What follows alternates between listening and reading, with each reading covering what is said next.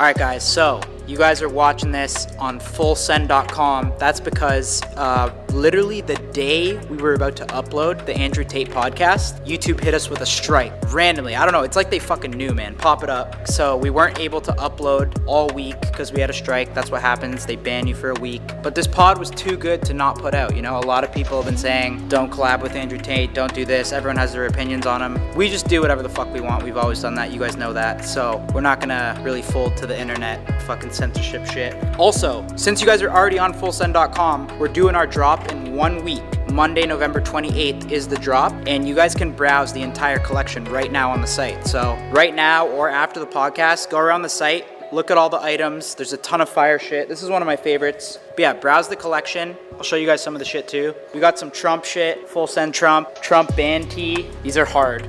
Vintage little Trump tees. This one's good for this podcast. Everything woke turns to shit. We obviously appreciate everyone that supports us by buying merch. We meet you guys all the time in public. Thank you so much. The drop's 1 week from today. Let's get into this fucking podcast.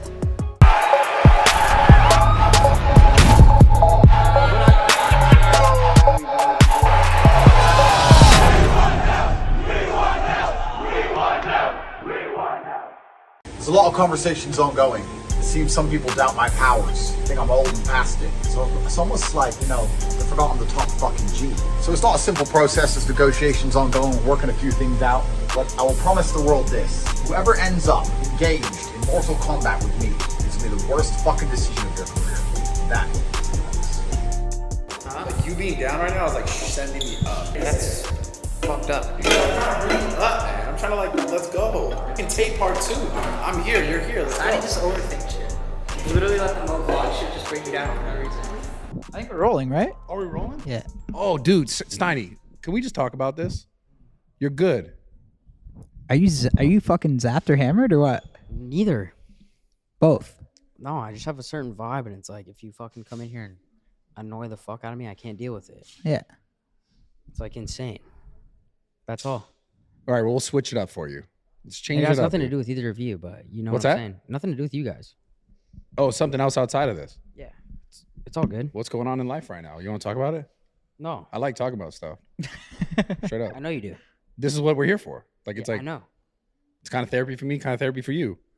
Do you have something you want to talk about? Dude, honestly, I could talk about a lot right now. Well, I've been go going ahead. through a lot lately. Well, what's bothering you? Girl stuff.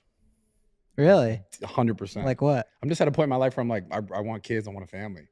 And I'm like trying to Damn. make these, yeah. Opening up in Tate's villa. I'm trying to like make these decisions in my life where like I need to be able to fully like allow someone into my life. Otherwise I can't have that. You know what I'm saying? Because I'm so afraid of commitment, I'm not even gonna lie. In that sense, because I'm afraid of losing. Why? So what do you have to change? Well, I've been going to therapy. Are you afraid of commitment because you're scared of losing, or you don't want to be tied down? I'm afraid of losing. Really? That's the main thing? 100% the main But thing. you never lose chicks. I mean, yeah. Rarely. You talking about me specifically? You specifically. Yeah, but like I always lose chicks because I don't, like if I go to that extent, I don't give enough because I'll pull myself back because I'm afraid of being hurt. I'm afraid of like letting the situation down or not being able to like fully go to the place that I want to go with the relationship, straight up. And I actually been going to therapy for the last 2 months. Genuinely. Cause yeah, like if I can't have a kid, I don't want to just like shoot out a random kid like with some random person. And then that's a whole set of like, Why do you want a kid in general? Is it like because you're supposed to, or are you just like you actually want one? I've always wanted kids because I grew up without a Right. father. So it was like that whole, like, I wanted to be that. And I'm 33, you know, I'm at a point where like, yeah, I don't need a kid. No one needs But a you've kid. always wanted kids. I've always wanted kids. Always wanted to. What about you? I'm not there yet. Dude, I'm nowhere near even thinking about that. I'm 28. Yeah. But I mean, yeah, I'm getting up there too. Tate's But got a I'm fat-ass personally, I don't give a fuck. I am not thinking about that at all right now. At all. I'm focused on the business, and I am too. I'm not in that position right now at all, bro. No? No, not at all, dude. No, I'm just not. I don't you, care. You know what started creeping up on me when I was 26? And I'll be honest, it's not just like 26? Yeah, 26 What, when I a started kid? thinking about like getting my life actually like in that order, you know, being ready for that. Why? Just mentally. Like, because I have so much But else. no offense, that was 7 years ago, and you haven't had a kid in 7 years. So you've been thinking about it for a long time. No, that's when it started. Steiny's back, eh? Yeah, no, it's great. Finally, welcome back. There you go. But Good I cheer, zoned pal. out for a little bit. Sorry. But beyond just the kid thing, it's more like just being ready for like actual love in my life. Because I can't do this shit, bro. You can't do what? We're with the fucking top G's, bro. Let's talk about Is it some getting too G deep for you? shit. You want to talk about some surface level shit? Yeah, no, I don't want to talk about Okay. you having your kid, bro. Oh, okay, that's fine. Have your kid. If you have your kid, I'll be there for him or her. I appreciate that, man. I'll be the godfather. But look. The reality is this, man. Self-love. So is that all you've been thinking about this whole trip? No, not the whole trip. No, obviously doing the pod. Think about the pod. But I'm talking about the overarching theme of the thing that I'm explaining right now. is it that hard to have a kid? Like, don't you just? It's not about that. It's not about. Bro, No, but I mean, it's like the process is just fucking nutting inside, right? it's not about just having a kid, bro. It's about like picking the right one and being Don't ready you for have? that. Yeah. Like fully ready for that. The point is like, See, for me, it's just like I would just have to be so fucking sure of something before I made that commitment. Like for me, I would agree. I'd be scared to like marriage is so scary to me because I feel like I'd never want to get divorced. yeah. Like that's my thing. It's like I would never want to get married and then get divorced. Like what's the point of that? Wait, So, but like, that's the other thing. I feel like though. you got to be so fucking sure. That's the And point. I feel like everyone does it now too, just because like they have to do it. I know like a lot of people like It's not even marriage. Back I'm just talking home are about doing the, it too. The thing that I'm talking about is like the overarching theme of like being able to fully love yourself, to allow yourself to be in a certain commitment. But why do you talk about having a kid before you talk about having like getting married? No, I'm saying Like you want to have a baby mama or you want to get married? I want both. I mean, I don't necessarily need to be married to have a kid. I want to be able to pick someone that I know that I can have a kid with that would be a good mother for my child.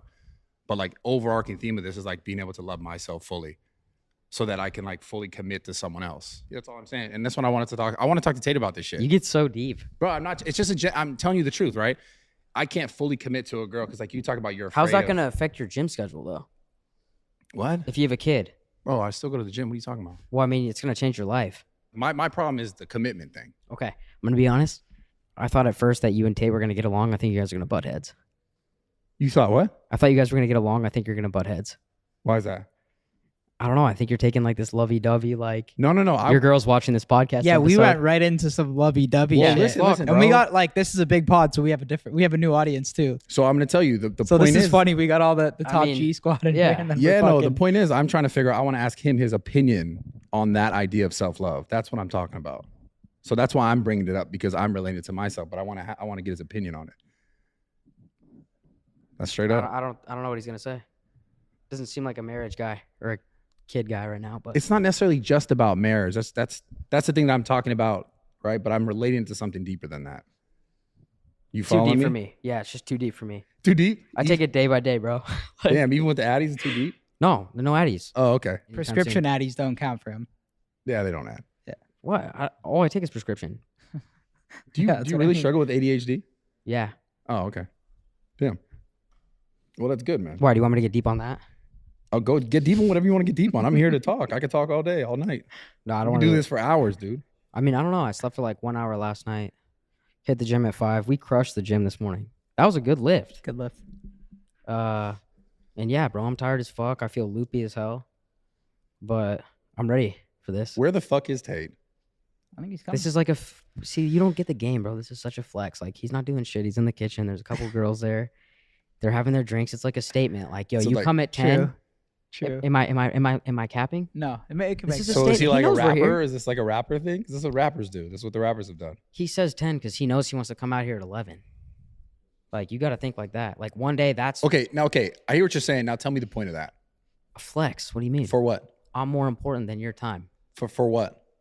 To let you know, I know you guys have a big podcast. I know you're big YouTubers, but my time is more valuable than yours. What do you think the point of that is? What do you think the point of that is?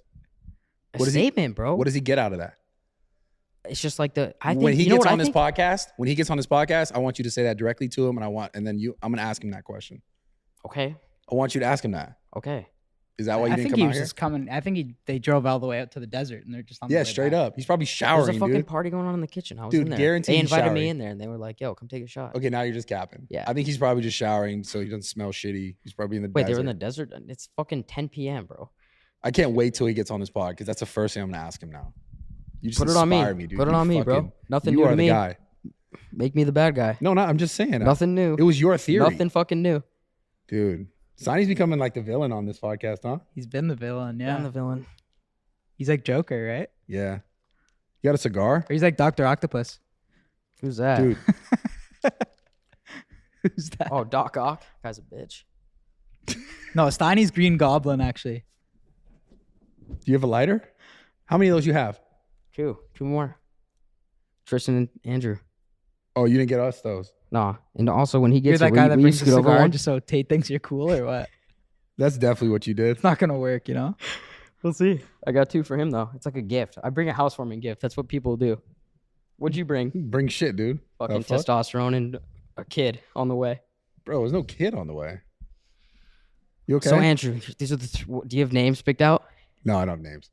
No. No? No. Ah, you're not that ready. Oh, bro, that's the point. Max That's what I'm Wyatt's getting here. at. Wait, should we get Max here? Bro, what? This guy's mind's in another spot. It right now, is, bro. dude. Bro, being awake from midnight till 7 a.m. with nothing to do is scary. Please just pull it together. For TikTok, us. Pornhub, TikTok, Fuck, Pornhub. dude. Give me one of those cigars. No, Fucking bitch. Do you have a lighter? no. You're just It's gonna kinda hold like it. it's like You're gonna hold it like that. It's like the a whole time? prop. Like fake money. Huh? Like prop money. You can't really spend it. You can't really smoke it. That kind of stuff. Well, I want to ask him in his house. This is a fucking. Can we talk about this villa real quick? It's beautiful. This is insane. It's decent. What's so funny? Dude, you are fucking tripping, bro. And it's hilarious to me. Bob I Henry fuck with it. Jr. over here. Eh? Dude, Yeah, I you know. got, you got the I feel like you I'm said the low-key Bob becoming. energy? Nah, well, it's like 2 days no sleep, bro. You Bro, become I haven't Bob. slept either. I'm not tripping. You're tweaking. You good. Yeah, but you like take shrooms and have like this energy, I haven't spiritual taken bullshit. any shrooms. There's no shrooms here, bro. We're in fucking Abu Dhabi, Dubai. You can't do that shit here. Yeah. Got none of that on me. Actually, I haven't taken shrooms in like 2 months. Nice. Yo, Tate, come on, bro. Oh, easy, bro. What the? Andrew, come Hey, on. hey, yo, what? Are you We're out of your coming- mind? Why? Who gives a fuck? We're in his crib, I bro. don't give a Show some fuck. He said respect. come here at 10. Don't be It's Mr. fucking- Alpha when he comes It's on. You're gonna be a 10:33, bitch. dude. Guarantee you're alpha right now. When he sits down, you're gonna fucking Oh, be you a think pussy. I'm not gonna ask him why the fuck he wasn't here for the last 34 minutes? I'm gonna ask him. $500 right now. Oh, bet me. All right, fine. Yeah, give me my. Now you're gonna be 1,000 after that. Well, no, you owe me 1,000. No, I won the bet last night. Then I just want to make this clear because I do love you and you're my good friend, but I'm on their side tonight. You're on whose side? The Whose G's, side? top There's G's. No fucking side. Yes, there is. Oh my god. There's too much Whatever. alpha energy. Just give me my fucking 500 and the other 500 from the other night. You fucking. You want me to go bitch. get him? I'm gonna go get him right now. Okay, let's I'm see it, actually Mr. gonna, I'm fucking gonna say, Alpha. He's not here?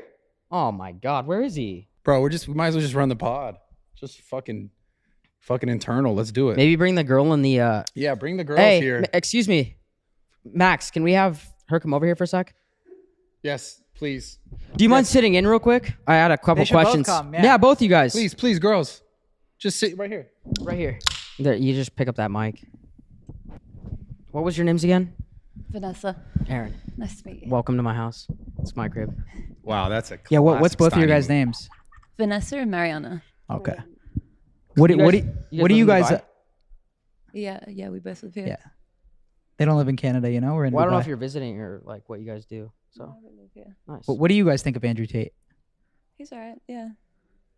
Do you know him? No, You don't know him at all? No opinion? You know anything about him? no, I don't. Oh, okay. How do you know about him? We met a few days ago on a boat. He's actually alright. Oh, Yeah. whoa! What the I was fuck? honestly, I was surprised. I thought he was gonna be a complete dick, but actually, he was. Why did you think he was going to be a dick? Obviously, all the videos going around, like he just comes across as a complete misogynist, but he's actually like he's decent. Every single Yeah, video. he's really cool in person. every video you think he comes across Well, like that way? I don't go and watch his videos. You know, it's just whatever pops up. Clips. Yeah. I mean, you couldn't avoid him like the last few months. It was literally like took over TikTok. How? Everywhere. What was the scene on the boat like? Like, how'd you get invited? Through my flatmate. And was it like, what was like the ratio like on there? It was about 50-50. I don't know. Some of the guys were a bit. It was a real bro event. You know, like a lot of testosterone. It's his kind of event. Sounds dope. Would you say you would hang out with him again? Don't think I know him that well. Like I'd probably go to another event. Yeah, like he's alright. Nice. So what are you up to tonight? You look all sparkly and good. You look like you're about to go to the Grammys, low I came key. because my friend invited me, so I don't know what I would do. She had this is the best part. She has no idea she was going to be doing She has this. no Is that- idea is what's good. No, eh? I She's just like, said, what the "Where's fuck is something happening?" good?" Wait, No, do it's you, good. do you like wonder where you are, or you guys just like go to these parties like, yo, Do you whatever? know what the There's fuck a- we're even like? No. Yeah, nothing about. Okay, that's Honestly, dope. I thought we were going to dinner. So we're going to dinner. Who told you that? Gabe or Max or what? Max, yeah, my flatmate. Damn, Max was capping. Interesting tactic by Max over there. Yeah, how did you two meet? Are you guys friends or what's the relationship here? Sleeping with my flatmate. Yeah. What's a flatmate? Wait. What? What's a flatmate? Like a roommate. Oh. Classmate. Who's that, Max? Yeah, Max. I live with him. Is that like a thing in Dubai? Like people just kind of like get down or what? I just watched a movie, and you came from I don't know where. Huh? He hit you with the Netflix and chill? Is that what? Yes. Oh, Yeah, they were Netflix. That still works? really? Yeah, yeah. Okay. Is he like a good looking guy or like what's his vibe? No, we just was friends. And Fair. What do you do for fun? Like, what's some of your hobbies? I like go for. Like paintball and shit, or I like shoot. what? Shoot. Shoot? Oh, like paintball? Oh, okay, that's cool. Oh, Kyle, you're such a fucking Paintball's dope. No, I mean I like paintball. see I do too. What about you? I ride horses. That's beautiful. Dude, you're fucking We hilarious. we rode camels today. Did you? What's Did you that? like it? I like Yeah. the paintball. It's Yeah, not hot in the yeah, desert, it's no? fun. Fucking, what are you guys It's actually doing? fun. What are you guys doing, dude? What's We're your doing a guys' podcast. You just hitting on these What's chicks. your conversation The about? fuck? I wanted to. I wanted Come on. to before we start. I wanted to preface something about the last G8 summit event. Like, what did you think about Russia's statement at the UN?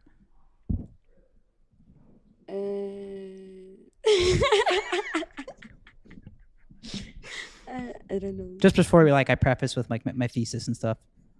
I don't know. Say something about Putin. Did you want to weigh in? I have no idea. What do you girls find most attractive on a guy? What body part? It's basic, simple, easy. Yeah, body part like shoulders. I mean, come on. Careful. I like height. Brad's I like, like tall what guys. body part do you Yeah, like find? what's Me your too, bicep? tall- Like, tall guy. Yeah, Height. tall height. Yeah, really, that's it. yeah. Damn. What's like too short? Like, are you like a 6 feet above? Well, they I have to be like taller than style. me. That's understandable. Yeah, Style. because I'm quite tall, so they've got to be like at least that much taller. Yeah. But you're really, so Yeah, I you're know, like I'm really massive. tall because you're tall. And then she said style. She said she likes style. Yeah, so. Rate his fit. Rate his fit. It's my shirt. But go ahead. That's my tee. No, but what Rate do his you fit, like rate about the his fit. fit? Our laugh is jokes, bro. Yeah. Out of 10. Rate his fit out of 10. My outfit. 8. Thank you. Hey, good. what I'll about I kind of that? looked into his eyes when you said that. Blue eyes, by the way. 7. 7. What the fuck? Nice. How do you do that? I say the truth. You got an 8. You got a 7. It just is Wait, what but it is. why? dude. What's his fucking fit? If you rate that higher than a 7, I know you don't know what you're talking about. No offense. You? Yeah, like 6.5. Yeah, there you go. That's It's all right. good, dude.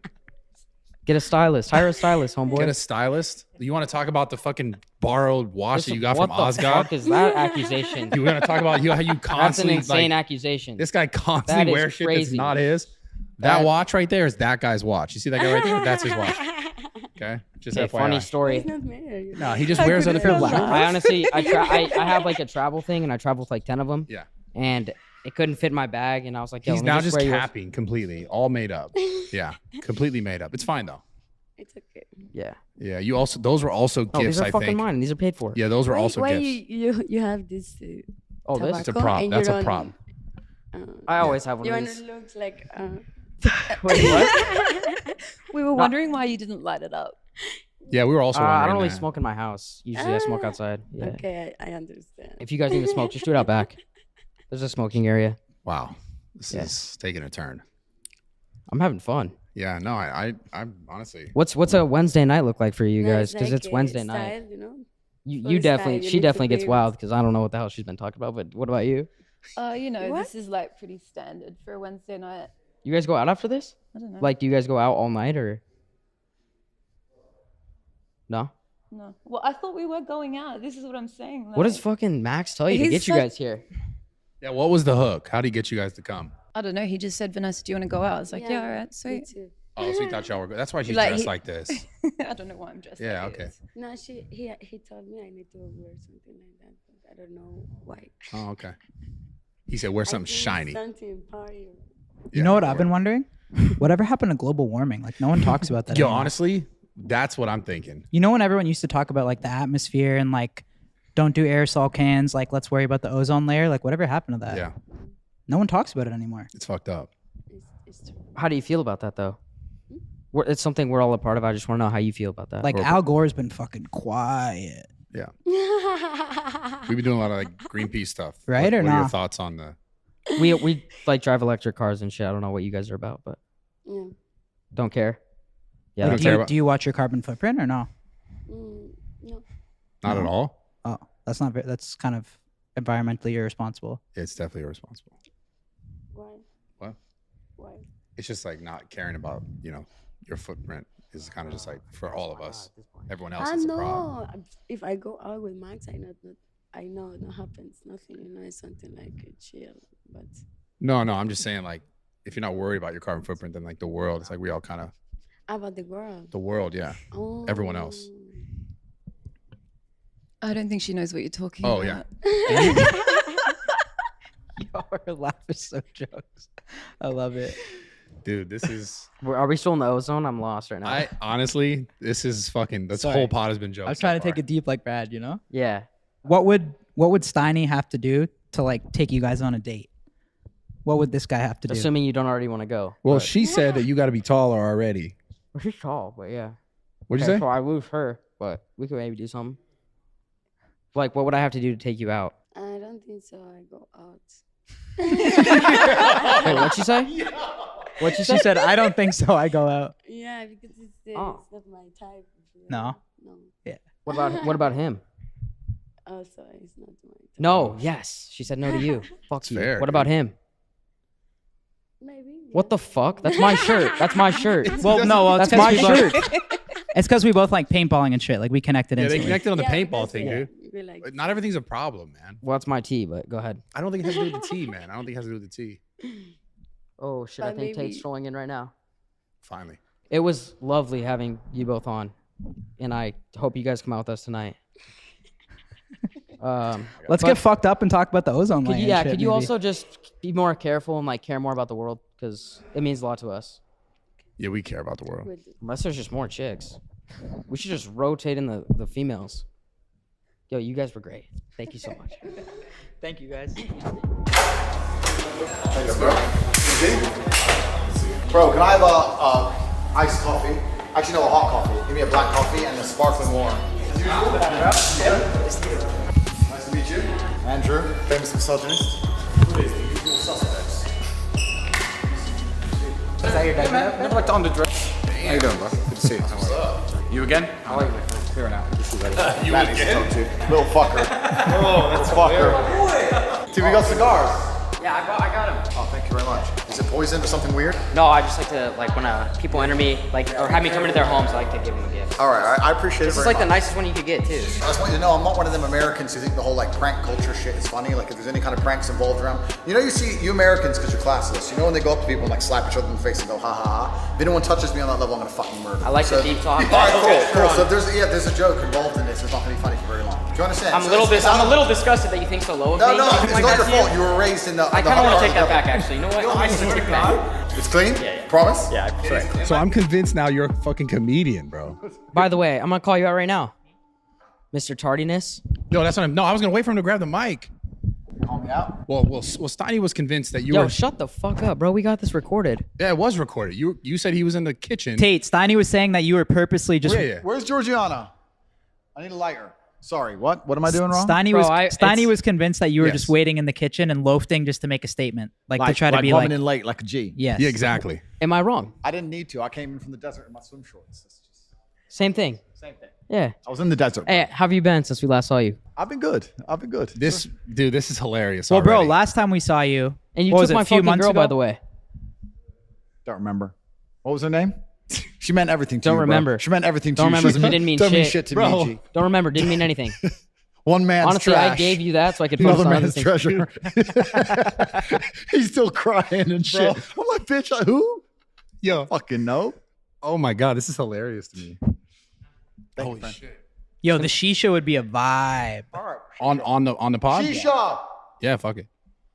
Dude, this is so funny. When did we link last? How many months ago was that? I think that was 2 months ago in Croatia. Well, it was Yacht Week. I think August. So maybe 3 months ago. No. We watched it in July. I did a different boat in August. I see the lighter. Do you mind? What is what's changed since then? Like when we Well, a saw lot, you no? last, this was your. I think we got you. I think it's the most viewed Tate podcast on YouTube is ours. Is it? How many? Full Send How pod- many is it? It's like almost 10 mil It's more I've than done more than that, bro. on YouTube. Yeah. Which one? My grilling's 11 point something. Grilling? with that chick, me and that girl. Oh, That date Yeah. one. the English one. Yeah. Okay, that one's funny. that Yeah. value. Well, ours taming is guy, up you there, have but a it's lot on crazy, that, bro. too. We did fucking Elon Musk the next week, and I think your episode has like more engagement, Well, I love more Elon. likes, more comments. I love Elon. yeah, he's You know, dope. What do you love about He's top E, but I'm top G, so is what it is. But he's saving the world. He's doing his thing. I'm a fan of Elon. He's buying Twitter. I think they're forcing him to now, but that's a good thing. Imagine me back on Twitter, bro. If I'm gonna tear him up, they ain't ready for me. They ain't ready for me. You use with your thumb. Steiny. Come on, bro. Steiny. Roll it from the side. Roll the side of it. The side of the actual light. Roll it. There you go. There you go. But back then, you were like, I feel like we got you at your fucking highest point, and then shortly after, all the cancellation shit happened. He's not gonna like the now highest it's point like thing. I'm this already is knowing now that. it's like This your is- top I fucking knew This it. is villain. this is my highest point. Yeah, Every single day has been growth. Nothing's changed. They banned me and I moved to Rumble, and now I'm massive. I'm absolutely huge on Rumble. I'm doing larger numbers on every single live stream on Rumble than I ever did on YouTube. But overall searches on Google they say it's way down. Well, the Is that a searches- fact? No, the search with Rumble, absolutely. So if I did a live stream on YouTube, I'd average, I don't know, 12,000, 13,000 live. When I first moved to Rumble, my first live was 127,000. What? And now I get like 40 to 50,000 live every single show on Rumble. Whoa, that's So that's huge. that. The Google searches are down because when the mass media machine attacked me and canceled me and started lying about me, obviously there's a spike for all the people going, "Who's Andrew Tate?" or the people Right. who didn't know me. So there's that spike. But overall, it's a trend. I'm around the same place as I was when I interviewed with you. I haven't seen any tangible. I don't know if you difference. know this, but do you know how many people have joined Rumble since you've been on the platform? Well, I don't want to sit here and take all the credit, but I'm going to. Even though I don't want to, because sometimes as a man you have to do stuff you don't want to do, right? But I did know it. That's just part of being a man. You're fucking. You just got to get up You're and hilarious, take all dude. the credit. I'm so happy to have Tate Part 2 on the This is pod. great. Let's go, baby. I got so many questions. Go ahead though. But before I got banned, I never heard the concept or the idea or the conceptualization of someone saying, if I get banned, I'll just move to Rumble. I never heard anyone say that. And then after my ban, I've heard it about 50 times. True. Everyone's saying, oh, well, Tate, they banned Tate and he's bigger than ever. So no one's afraid of being canceled anymore. Part of that is absolutely massive credit to Rumble and the platform and the CEO because they're visionaries. But also it's me showing the world that even if they come at you with the hardest cancellation method, they came at me like they came at Trump. They came at with everything. But I think with yours, and in my opinion too, because I'm watching everything. When I mean, there's always been problems and an issue with free speech on social media, but I think your situation to me that was the game changer That was for one me. of a kind, though, That 'cause- was like Yeah. after that I was like, all right, yo, they made a statement. Like now it's different. Anyone can be deleted. Like we don't have free speech. Yeah. So I think what happened to Tate was that was the shift. Yeah. I got to ask you, did you know, kind of along what you're talking about, Kyle, but did you know, like before you got into all this, that the clip thing was the nature that was going to propel you, like the TikTok, making the clips, like, because you didn't actually have social media. Like you weren't like on TikTok posting. He was on the TikToks. gram.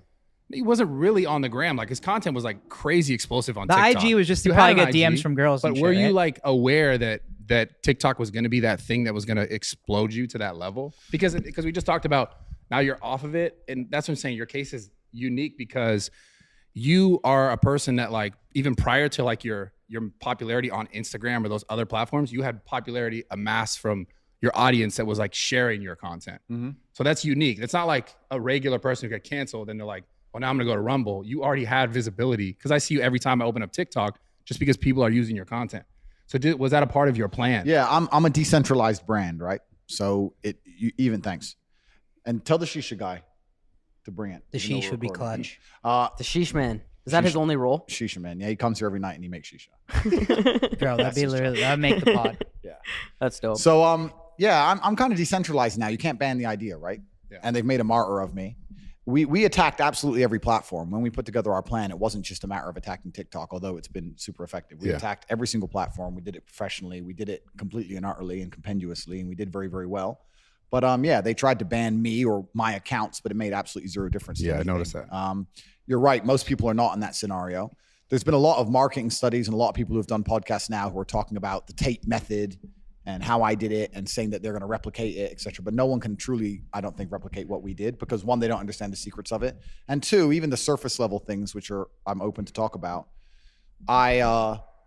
I can produce a lot of content and I can do it by being an interesting person who just talks. And that makes me in a unique position in social media, right? So like if you look at, because Mr. Beast actually, Mr. Beast just said that. I was Mr. gonna Beast, say- Mr. Yeah. Beast did a part on me and he said, yeah, you can do a podcast, you chop it up, then he's all right, it's cool. The reason in my business philosophy and my life philosophy is that efficiency wins, right? If I had to get in a fight in a boxing match, and I had to box someone, I had to be as efficient as possible. Yeah. In the Kung Fu movies, when you see a guy doing a backflip to dodge a punch, the reason you don't do that is because it takes more energy to do a backflip than it does to throw a punch. So you're going to lose in the long run, right? You have to be as efficient as possible. For me to get 10 million views, I have to sit down and tell the truth. For him to get 10 million views, he needs to build a house and get fucking this and money and da-da.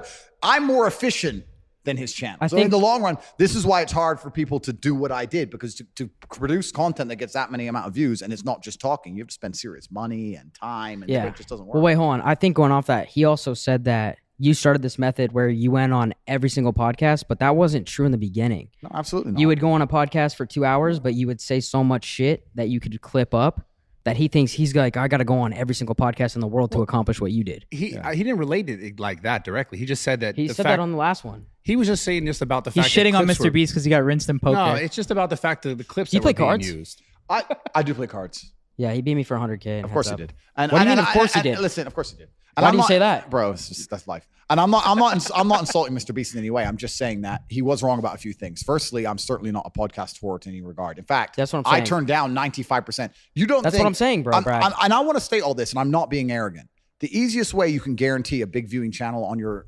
YouTube right now is to get me on it. Number one guarantee. Do you think every single YouTuber on the planet hasn't tried to get me on their Who have pod? you turned down? All of that. Name, I don't even know who these people Who's are. big people you've turned down? There's people the big people who I said no to primarily is probably because of location. I want to do them in person. I don't want to do it over Zoom, etc. But I get maybe 50 podcast requests a day from fuck knows who. So I'm not Mr. Podcast. Have I you very ever rarely charged do to go podcasts. on one, though? No, I don't charge people. I allow you all to enjoy the monetization of the millions of people I'll bring you for free because I'm a charitable man. I'm very generous and nice. My house is big enough. Yeah, Yeah, so that's the first thing he's wrong about. And secondly, yeah, you have to sit there in that podcast and you have to give 2 hours of fire. You have to give genuine value. And that means you have to live a life worth living and you have to have interesting stories and struggle and blah, blah, blah. And that's the hard part, right? That's the real part behind it. Let's talk about value then. Why do you think, because you're also at the perfect time, perfect like place and everything too, as far as like this kind of content being sought after, like clips and like content, long format content, speaking content hasn't always been the popular content on the internet. Like it went through phases of like, you know, pranks and it's kind of like family channel stuff. We'll talk about YouTube specifically, but now it's come to a place where this is like the most not important. I mean, I think it's the most important content, but it's also becoming the most popular content. Podcasts are getting clipped everywhere. It's now. insane. So you hit right timing as well. Correct. Yeah. And everyone has ADHD now. I think the world genuinely, I think everybody suffers with their attention span. I could talk even from me from a personal level. Have you ever needed to know how to do something and you try to look up the tutorial on YouTube, like a phone saying or something, and you load up the video and he goes, hey, my name's Mike and I'm going to explain to you. You're like, fuck off. Yeah, click, next. And you end up spending more time trying to find Oh my it God. than just watching it because you can't listen to some idiot. Like, I don't want you to introduce yourself. I don't give a fuck where you live. I don't care if you're married. I don't care how unhappy you are. Facts. Tell me what I need to know now Bro, for that's free. So like it's this life, right? Bro. So we all have massive ADHD to a degree. None of us have any kind of degree of attention span. TikTok, I think, as a social media, the algorithm is exceptionally smart. Like I said, if I were to tell the secrets of how I've done what I've done, me and my team inside the war room, it's worth billions of dollars. So I'm not going to. But in terms of the way that all the algorithms work, TikTok's algorithm is certainly the most intelligent. It's the most intelligent, but it prioritizes and it incentivizes people to just have very low attention spans. And I think as that continues, nobody's going to sit and watch long format content anymore. Yeah. It's just the way social media is changing. The world's getting faster and faster, and everything has to happen quick. That's all we care about. And even me, man, people say, do you read books? I say, I can't. They're like, why? It's too slow. I'll try. Okay. And once upon a time, no, fuck, this takes forever. Oh, Do you the think- sheesh is here, do you baby. think- Do you think the clip content is also part of the Put reason one why, here. like, And make us one more, please, bro. What flavor is this? Okay, that's fine. Bro, You have any- my friends need one. They're all the way from America. You gotta give them something special, bro. The sheesh man. Hook Nice them to meet up. Do you. you have anything mint? Which one you like? Anything mint? like a hybrid? Like, Two more. One for the big guy because he gets mad. He gets really mad. He's huge. Yes, Don't bad piss guy. him off. Yeah. And then the little Yeah. guy, he doesn't matter, but hit Kyle up. Yes, already. Yo. Jesus. Okay, it's all good. You're good. Say- You're say good. something. Yo, Steiny can't win, bro. Yeah. It's okay, Come man. I'm on, joking. man. You're my We're favorite. boys, You're bro. my favorite. You're my There Say you that go. again. Say that again, please. We heard it, dude. I said it. No, say it again, please. It's already gonna be clipped up. That's enough. Okay, so as far That better as far fucking as get clipped clips up go, everywhere. Our editing team. Do you think that clips at the same time helped you a ton, or also the things that got people attacking you? Well, yeah, because people are trying to get views, right? And you get views with sensationalism. So, of course, people were finding the most sensationalist or the most controversial things I've ever said, Yeah. and then weaponizing them to get as many views as possible. So, of course, that was definitely part of me being labeled a misogynist, et cetera, et cetera. But I'm not negative about anything that happened. In fact, getting banned or canceled was absolutely the best thing that's ever happened to me. You don't regret anything. Zero. Because you said last time you had a 3-step plan. Was this Correct. part of the plan, or was I this a little? didn't- Was this a little intend- fucking straight right? No. It was part of the plan. Curious about this. I was part of the plan, and I I thought you were gonna get canceled. I knew it was going to get canceled. I said it in every podcast. I knew it was going to get canceled. I didn't expect to get canceled as hard as I was canceled. They came at me harder than I expected. I thought they'll just be like One platform. delete, or not even that, or just delete my social medias. But they didn't just delete my social medias. They came from me everywhere. Can you bank accounts. walk us through like what? How did you find out about it first? Like, what was the first thing that happened? Facebook or Did Instagram? you know it was coming too? I 100% knew it was coming. So here's how cancellation works, man. Someone on Instagram made that. Wait, fucking were you post, bummed right? at all when you hear this, or you're just like, fuck it, today's the day? bro. If I'm from the streets, think I give a fuck about an Instagram page? Think I can go pussy? But I Don't mean, care. but business wise and like that, Business, bro. Rumble came in with the bag or what? I already had a bag. I had a very big bag before all that. No, the truth is this. So I knew it was coming. I absolutely not knew it was coming because of how orchestrated it was. The only thing, and I'll state this at the beginning, the only reason I'm upset by being canceled is because I've expired one of my lives. Because first you get canceled, then they make up a reason to put you in jail. And if that fails, they kill you. So now I'm down to my last 2 lives, which is also why while I'm answering this question, I'm still being careful how I'm answering it. I'm not telling you Scary everything. shit. It's scary because they've given me the warning and I'm still running my mouth. Yeah. So that's scary. But here's how cancellation works. So I knew it was going to happen because there's very, very orchestrated attacks. So NGOs and charities and all these other non-profit organizations, which of course are profited by the government for whatever reason, you can go down the conspiracy theory hole, or it's not even a conspiracy theory. You can go down and talk about how foreign policy works, how we install a charity in a foreign country and that charity supports a particular political opponent, and that's how we control all the world, right? So all these NGOs, which are non-government organizations, are controlled by the government. NGOs and charities start hitting me in sync. So I went to bed one night. Every single night before I go to bed, I get a report on all my media and everything. That I went to bed one night, I was not in any news articles. I went to sleep at maybe midnight Bucharest time. I woke up at 10 a.m. and I was in about 150 news publications saying I'm a misogynist with basically the same article fuck? rewritten, the same words, slightly different order, slightly different picture, the same day. Bang, misogynist. 150 articles from Australia to Norway to America to England, everywhere. Same day. Then they hit me with the LGBTQ thing. At like 25 or 30 of the largest LGBTQ What was that? What was that for?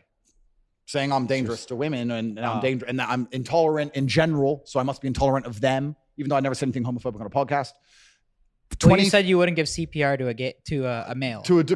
I would never give CPR to my friend that's gay. It's a joke, bro. Yeah. It's a fucking joke. Well, that's a thing. So that's what I mean. Yeah. Was a lot of the shit Yeah, you said yeah. just a joke? No, but you can. Because that's how I took it. Anyone who can't tell when I'm genuinely making a joke and really is going to sit there and believe that I'm going to let my friend die, well, then they're just a low IQ. Have you individual. said that before? That some of the shit you said was kind of trolling? I don't or a have joke? to. Like we're sitting Yeah. here laughing. Well, I mean, I feel like I know when you're trolling. Like, but we're also in the game. and I think kinda. it's. I guess, yeah. One thing. But so hold on, I gotta Wait, address no, this hold real on. quick. I got something. No, No, hold on, bro. I Go got ahead. something. Damn. Did you ever did you ever at one point underestimate how powerful your influence was? Okay. Where you're like Jesus, because there was a point where How could you me not? and my friends used to be like, yo, you can fucking have multiple girls, and you might not have said that directly, but you had that kind of effect. That's his fucking question. That's a good question, no? It is a good question, but Why are you overcoming me? Because I'm just saying the reason why I'm gonna play the devil's advocate here. Why people they're the same thing they're talking about with the influence, right? We know it's a joke. Yeah. But the people that they're saying who don't know it is a joke and why they're trying to protect them are the younger kids who Correct. can't decipher. Correct. And I'm a professional, and as a professional, I accept the reality of scenarios. I don't get emotional about them, even if they happen to me. So there is some, I'll sit and say, yes, there is some valid argument for the cancellation, and I'll accept it. It's none of the reasons they've told me I was canceled. But the reason I don't think those valid arguments, the reason I don't respect those valid arguments is because of how orchestrated it was when they actually attacked me. If they were to sit there and say, Andrew is a person who's lived a very unique life and he's had a very difficult experience and he understands the nuances of certain situations, and perhaps young male impressionable minds don't completely understand the delicacies of what he's saying, and it's going to teach young men to be less empathetic and perhaps adopt attitudes which are not inclusive, I'd get that and say, you know what? Yes, I'll have to sit here. I can't sit here and lie and say that a 14-year-old won't misunderstand my content. Sure. My rebuttal is that a 14-year-old will misunderstand anybody's content. That's a larger argument about the internet as a whole. If you put a 14-year-old on the internet, 90% of what he's going to digest is probably bad I don't for think him. that's your fault. That's not my fault, right? So that's the first argument. So although I agree with that point, it doesn't apply. If you're going to apply that to me, you have to delete everybody. Yeah. But the other thing is, they didn't do that. First, they came at me with the misogyny thing, and then, like I said, 35 LGBTQ whatever influencers or whoever with 5 or 6 million Instagram followers all did a post on the same day, same wording, same time, bam. So there's someone above these people saying, we have to paint a picture that he's so evil they accept the cancellation. First, that's what they do. They have to paint you as evil, then they cancel you, and then they continue the evil painting once you don't have a voice. And the idea is that everyone believes you're evil and you're dead and you're gone. That's what they're trying to do. But the orchestrated, the way it happened, like all the media at once, all the LGBTQ at once, then all the teachers' unions piped in. Teacher union in Norway, teachers' union in Sweden, teachers' union in Australia, teachers' union in America. All these teachers' unions saying that our boys no longer listen to us in school because the boys are asking the teacher what color their Bugatti is. And then it's Andrew Tate's fault. So then all the teachers' unions in sync, same day, bang. And I was sitting saying to my team, look. This is all the same day or different days? Yeah. So no, yeah. They first it was some misogyny stuff, and then they hit me with the LGBT stuff. Day by day. Day by day, some new orchestrated angle. Yeah. And it was very orchestrated. So I said to my team, cancellation is next. We're about to get canceled. And it took about 2 weeks later, they eventually deleted me. That's what I'm trying to get at though. Why do you think you became so powerful though? In terms of like this, what really got you to that? Well, I can tell you why they're scared of me, which kind of answers the question. Is it because you were willing to say what people were thinking, but they didn't want to say, or? Yeah. Well, I'm not magical, right? I didn't put a spell on the world. I've been saying things that people have to a degree semi-agreed with or been thinking for a very long time and couldn't say. Yeah. And I came along and said water is wet and became the most famous man on the planet by saying things that a lot of men go, yeah, well, yeah, well, yeah, well, yeah. I'm not saying everybody agrees with everything I say, of course. But if they didn't agree with anything I said, then I wouldn't have got anywhere, right? Right. So that's part of it. The reason I think they saw me as such a threat is because of the influence I had over the number one demographic they want to keep control over, which is the military age males, the young males. That's the number one most scary demographic for a government. For sure. Because they're the people who cause revolutions. They're the people who are going to go out and die for your army or be the backbone of your slave force. So when you have a whole bunch of young males who sit there and go, we don't want to listen to the government anymore. Tate said they're all full of shit. Then they're going to sit there and go, well, this guy has to go. He's not good for society as a whole. It's the young men they're afraid of. Yeah. Because they're the rebellious ones. I want to hear how it like happened though. Like what was the first thing that got deleted? Meta got me first. So they made the first move. Yeah, it was all the orchestrated attacks. I only found out I was deleted from Facebook and Instagram from the media. So after they deleted me, I don't know if it was instantly. It seemed pretty instant. Maybe it was in the first same 15 minutes because I was on Instagram. It was fine. Put my phone down, whatever. And then I started getting sent articles. Meta bans Andrew Tate. So they did a press release to the media and told them that I'm banned. Does it bother you that no one comes to your aid? Or were you expecting anybody to be like, have your back? Well, that's a different question because actually the banning taught me a bunch about who's actually true to themselves and who's true about free speech and who's a clout chasing piece of shit. Did anybody stand out and come to your aid or like be like? Yeah, I was surprised by people on both sides. Like I had people whose names I won't say who called me on the day and was like, "This is some bullshit, Tate. This is garbage." Da da da. Patrick Bet David was a G, solid. He goes, "Where are you?" I said, "I'm in Spain. I'm working." He said, "I'm there tomorrow." Boom. Like he was a G. Like we had a whole bunch of people like that, and then also you had the cucks and the cowards. Yeah. Like Logan and his boyfriend who were cool with me until I got canceled, and then instantly because they're afraid of being canceled. When you say did a 180. How were they cool with you? When you say they're cool with you, what? We were going back and forth. We had a little bit going back and forth. We followed each other on Instagram. I promised to buy Logan a Bugatti on my show. He was saying you got out of that. Yeah, we got out of that. Yeah, we were going back and forth, and it was all kind of cool. There was no animosity between us. But the second they were like, were they inviting you places? Like, what was the deal? Yeah. So That's how you know that they were cool with you because they're telling you what? Because they were doing episodes on me. What's their thing where they talk about the internet? They have a show where they talk about the internet. No, there's another one, like a vlog one. The Night Shift? I don't know. They had some show. I don't watch these things, right? I just get sent them. So they were talking about us, and it was in a semi-positive way, and we were replying. We were going back and forth. So I knew there was no animosity. There was no insults. It was pretty cool back and forth. But the second I got canceled, they came out, he's dangerous, his rhetoric is dangerous, and just completely cucked out for the establishment. And I know, and the reason I think that is because as an intelligent individual, as a professional, when I sit there and understand that someone above these media organizations have given them a directive that they have to enforce upon the populace, what they're also going to do is sit there and go, okay, who does Andrew speak to? Who's his audience? 16 to 25-year-old males. Who's our talking point to that audience? Logan Paul.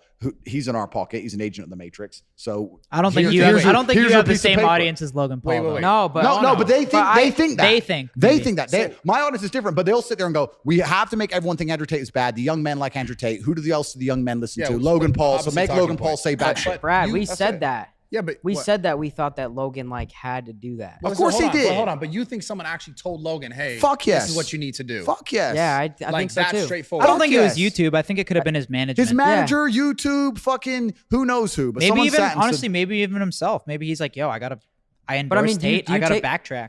Do you take that shit personal, or you're just like? I don't take it personally because I don't know the guy personally. I don't take it personally, but I do have a dislike, just as on a personal level in general, for cowardice. Hypocrisy, switching up on people. That's just not how I roll with my team. If I was cool with you guys and you all got canceled, there wouldn't be a fucking split second where I'd go, well, they've just been canceled and I might get canceled. Just you're a bitch. Just who cares? You're my boy. And even if you're not my boys, if I like somebody, I like somebody. If I don't, I don't. The way he 180'd, and it was a true 180 because you don't go from semi-cool with someone to sitting there saying his rhetoric is hateful. Yeah. He's sitting there. We're wondering why. Who gave you this directive? And why did they even have to say anything? That's what me and Brad are saying. Is why didn't they just stay affiliated? Right? Why didn't they just stay quiet? Because but I think the Matrix, guys. I'm telling you why. Let's all be professionals here. Let's be smart. The Matrix has decided to character assassinate me. They have gotten all of their media establishments, all of their bullets. They fired every fucking bullet at me. Do you think they're not going to sit there and go, what other bullets do we have in the chamber? Who's his primary audience? These guys. Which cuck do we have who obeys every word we say, who also is somehow listened to by some of his guys? Logan. Go to a podcast. Andrew's bad. Whether it was YouTube, whether it was his manager, whether it was his boyfriend, fuck knows who. Someone sat there and said, do this. And they sat there for 2 hours saying, Andrew's so evil. Like a bunch of pussies because they were told to. Yeah. We talked about it on our shit. I was very surprised. You don't think he just wanted to just do it for fucking views? Nah, definitely not for views. No way. There's not for views. No. He didn't want to mention my name at all. He doesn't like saying my name because everyone just writes underneath it, talk to you, you're a bitch. To be fair, the worst part was just the fact that he had his own thing that he went through and then say this person doesn't deserve a second chance. That's the worst part. Yeah, but so he did it. And there's also a massive fear of him being canceled also. He got canceled and cried his eyes out on TV. To him, that was the most traumatic experience of his life. Yep. And when someone comes there and says, Tate's just been canceled, they might cancel you. You better fucking do this, Mr. Logan. Sure. He sits there and sells a soul. And what's interesting is this. PTSD? Yeah, PTSD. I'm not expecting him to, I can't believe they canceled me. That was a hard time for him. He ain't had a hard life like me. It was fucked. He ain't had a hard life like me. But the truth is this. I'm not expecting him to agree with everything I said. Jake said, look, I don't fuck with everything Tate says, but free speech is free speech. Yep. If you're a full-grown man and you don't advocate for free speech, there's something wrong with you. Mm-hmm. Because then you don't understand history very well, and you understand that the first step of tyranny is to shut up free speech. You have to get one side of the story only and destroy all opposing viewpoints, and tyranny is next. So I don't give a fuck if he agrees with what I say or not. I don't care if he even likes me. For him to sit there and say, I think free speech is bad, just makes him look like a dumbass. And if you look at the comments on his video, comments on his video. Everyone ripped him to pieces. A lot of backlash. Yeah, because everyone knows he's full of shit.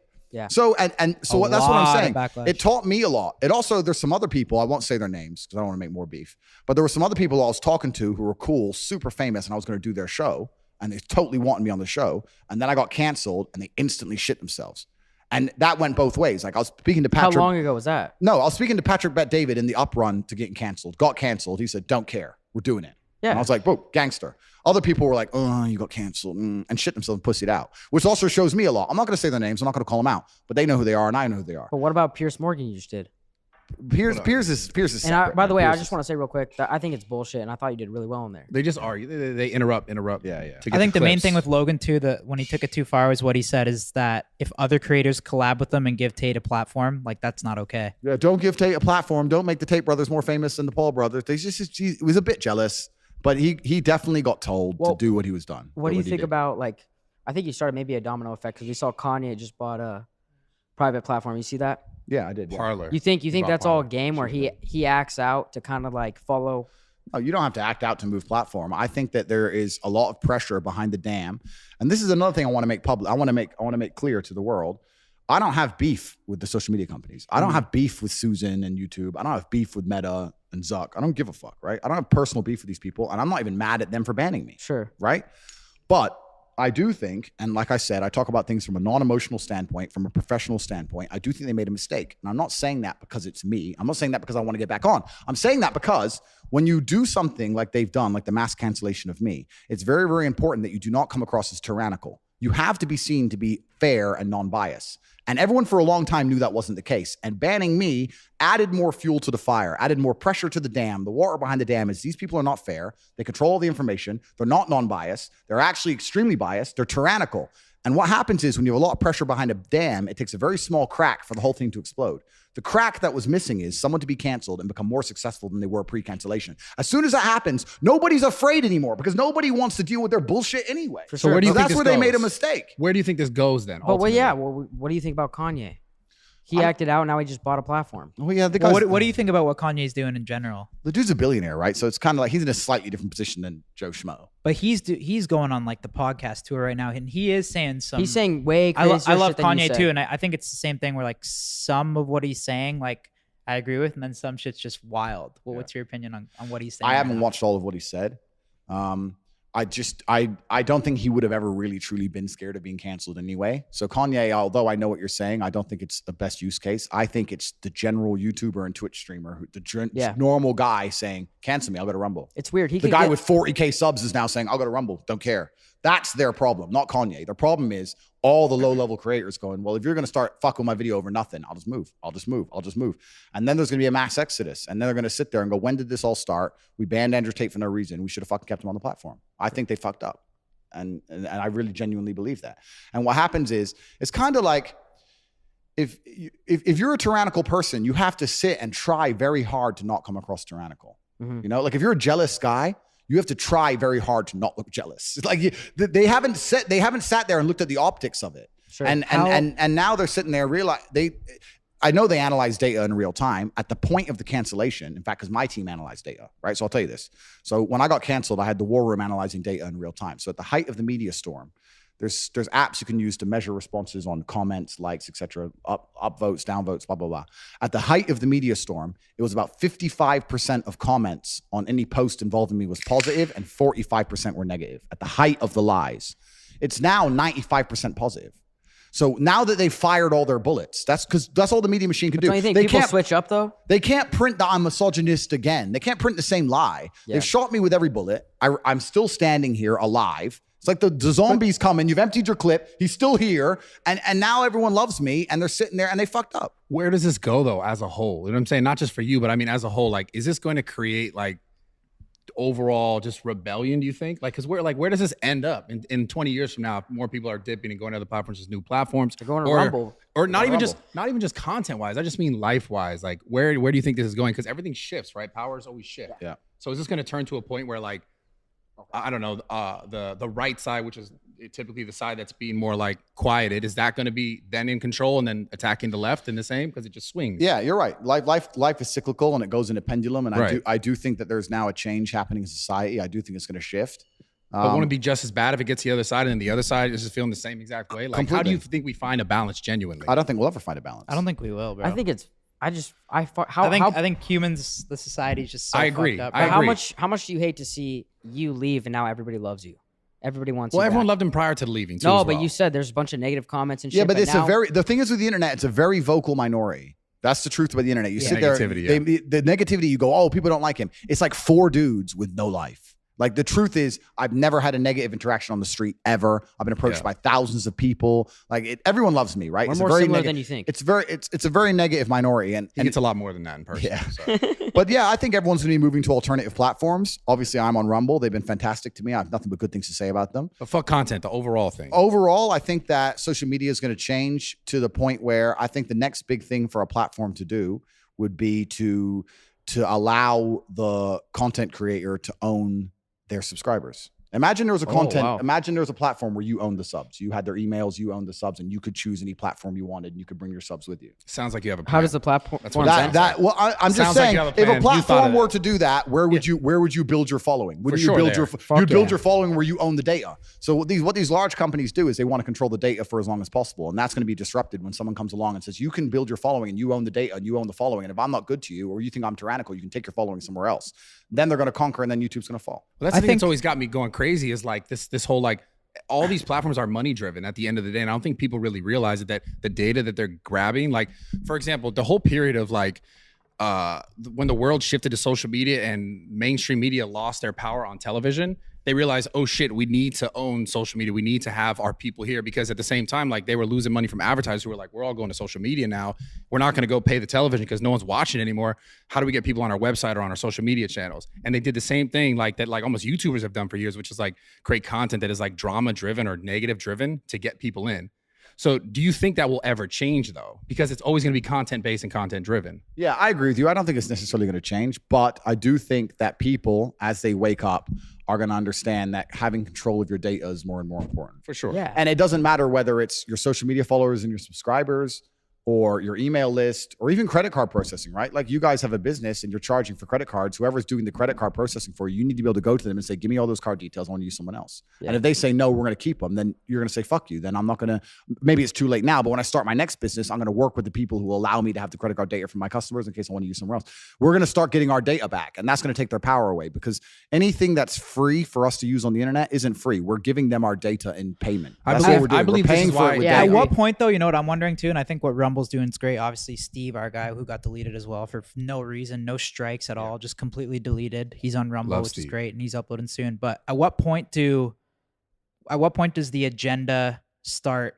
Like on OnlyFans now, you can't post a swipe up link to OnlyFans. At what point does like Instagram like flag Rumble and say like, yo, you can't promote Rumble on Instagram? Or like does the App Store, like I think the next step for them is like the App Store might be like, yo, we don't want Rumble. Yeah, Matrix I feel attacks. like I don't know. I feel like they're just going to keep taking it further and further. Matrix attacks, and I mean, obviously, I don't know, but I think Matrix attacks are going to come is Truth and try. Social on the App Store still?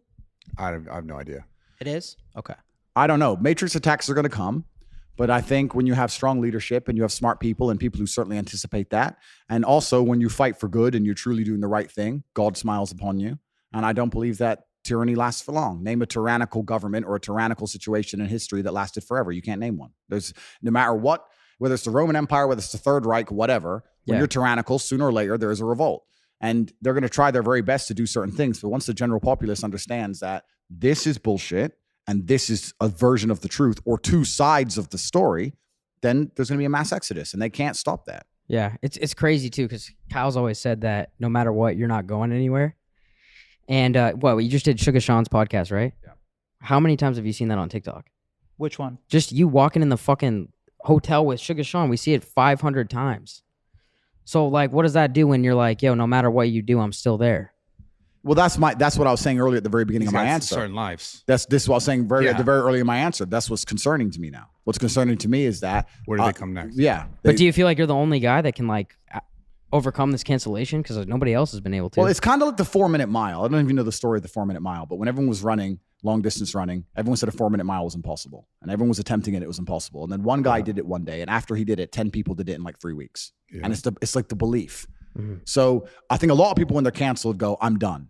Now, nobody else has I will sit here and openly say my network and the things I do and the unique way I approach it and the war room and the organization I have and the money I have and the influence I have is unique. Most people don't have that. However, people will have the morale to go, I've been canceled, but you know what? I'm not quitting. Doesn't matter. I'm not giving up. All right, just make a new account. Bang, back to work, back to work, back to work. And on a long enough scale, if enough people do that, there will be inertia and momentum behind it, which will make a shift in the universe. It will attack the matrix in real time.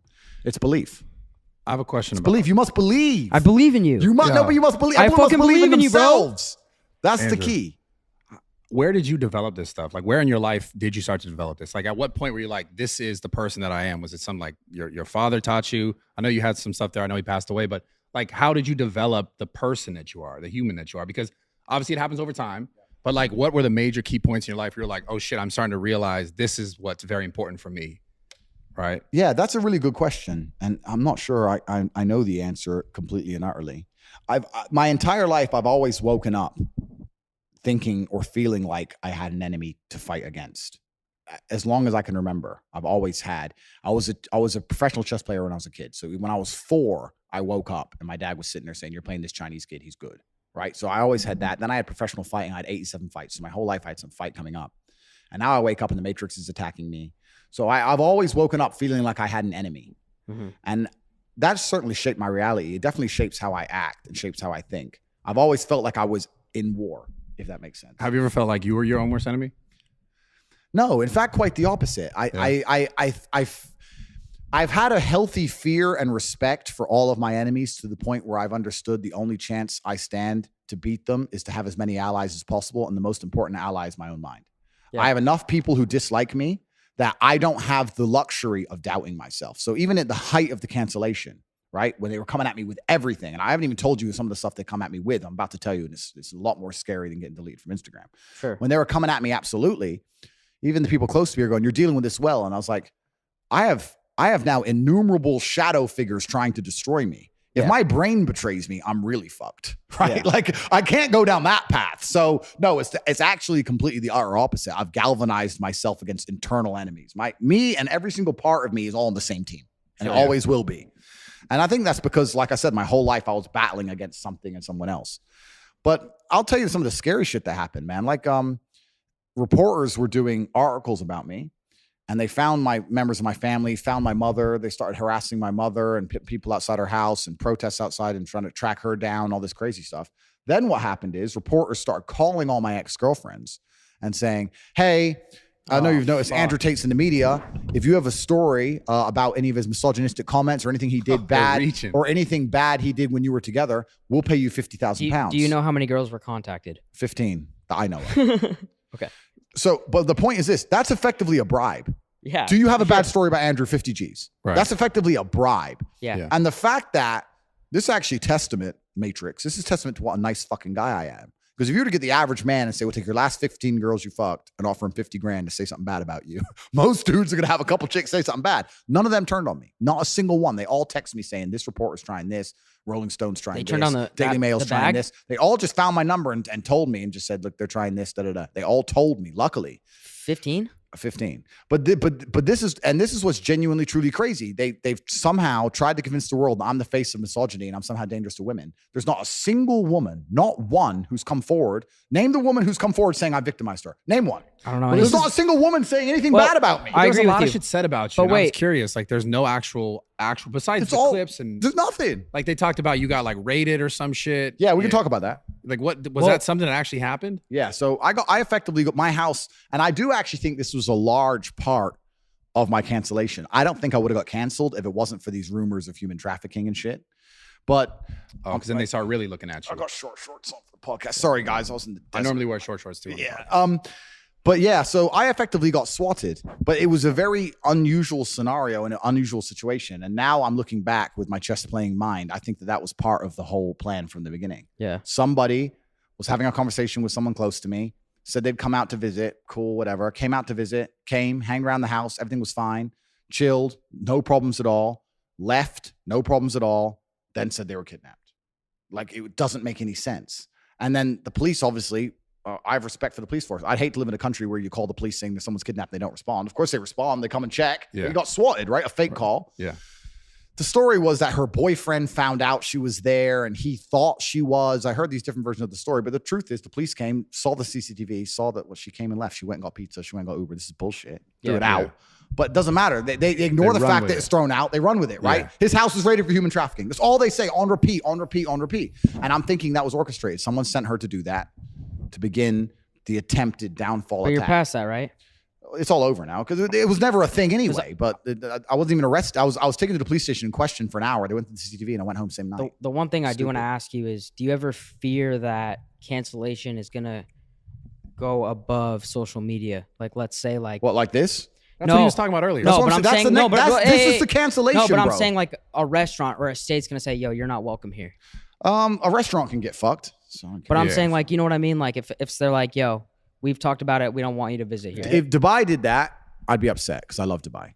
But like, is that a possible scenario or something you worry about? Perhaps, but there's literally only 2 or 3 countries on the planet I'd care. Yeah. If most countries, if they came and said you can't visit, I'd be like, don't give a fuck. What are those countries? I think that's that you ridiculous too. I love Dubai. Yeah. And genuinely, I don't like godless places. This is why this is my problem with America is it's godless. I don't like it. I like where you live amongst a religion, regardless of what the religion is. I would hate to get kicked out of Eastern Europe, but the chance of that happening is 0 because they agree with everything I say.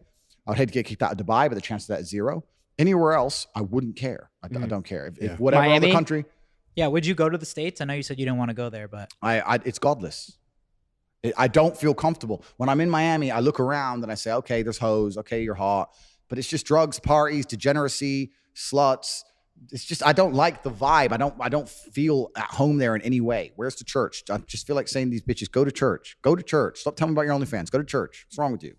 I don't like any of it. So I don't want to go. So I don't care if they ban me. Yeah. So restaurants, I don't care. Countries, I basically don't care. And the real cancellation is putting that's the a bullet in clip, your eh? head. Tate, why Tate Yeah, but hates I'm just- Miami. Yeah. But Well, do you have like? But you let's can't- just- hold on. wait, hold on. Do you have like a favorite spot there? Like, if you had to go out there, do you have a favorite spot in where?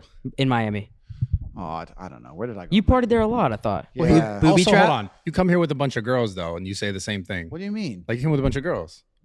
It's not Yeah, true. why are you calling him out like Oh, that? they're on camera. No, you're right. You're right. They're not on camera. What are you talking about, bro? That's fair. But no, but it's just America's just not a place I feel an affinity to. I'm not really interested in, and it's the seat of most of this garbage. It's the seat of the satanic garbage which is being inflicted on the world. We're in a war of good versus evil. And if you look at some of the most degenerate things on the internet or on TV or things that are happening in the world today, they are coming from the United States. So I just don't really want to go there. I just don't feel an affinity to the place. Like if you were to look up the most crazy shit, it's some American every single time. Some 6-year-old decides he wants to do something. Decides he's this. Shootings, murders. It's just like, why do I want to go? What's there? Like there's Lambo garages and nightclubs here. Like what is there in America? Nobody can tell me. Because there's nothing there. I don't want to go. Do you think you would have had the same success if you only came at content like from the positive male like enforcement aspect? That's a good question as well. And Joe Rogan said this, and he was quite right. He said, like, if I would have stuck to the male positivity and avoided anything that could be deemed misogynistic, I could have done better on the longer term.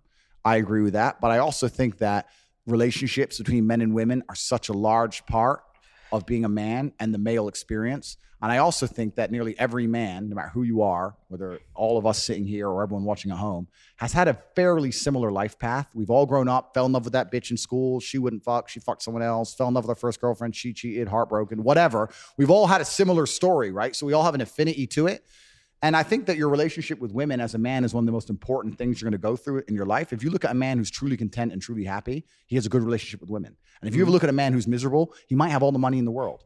But his wife doesn't like him, and he's miserable anyway. Women in general or one woman? No, but I'm saying it's such an important part of the masculine experience. It's hard to talk about positivity and masculine values and how to approach life and never mention relationships with women ever. So have you been through something like that with a woman? No, everyone's had like girlfriends they broke up with and missed. And do you have any specific stories of yours in your love life that kind of like showed you that? No, I don't have anything that's I don't think is outstanding or any different than anyone else has. Yeah, I understand. Do you know what I mean? So you think talking about that stuff, that type of content, was just so important because everyone has dealt with that kind of stuff?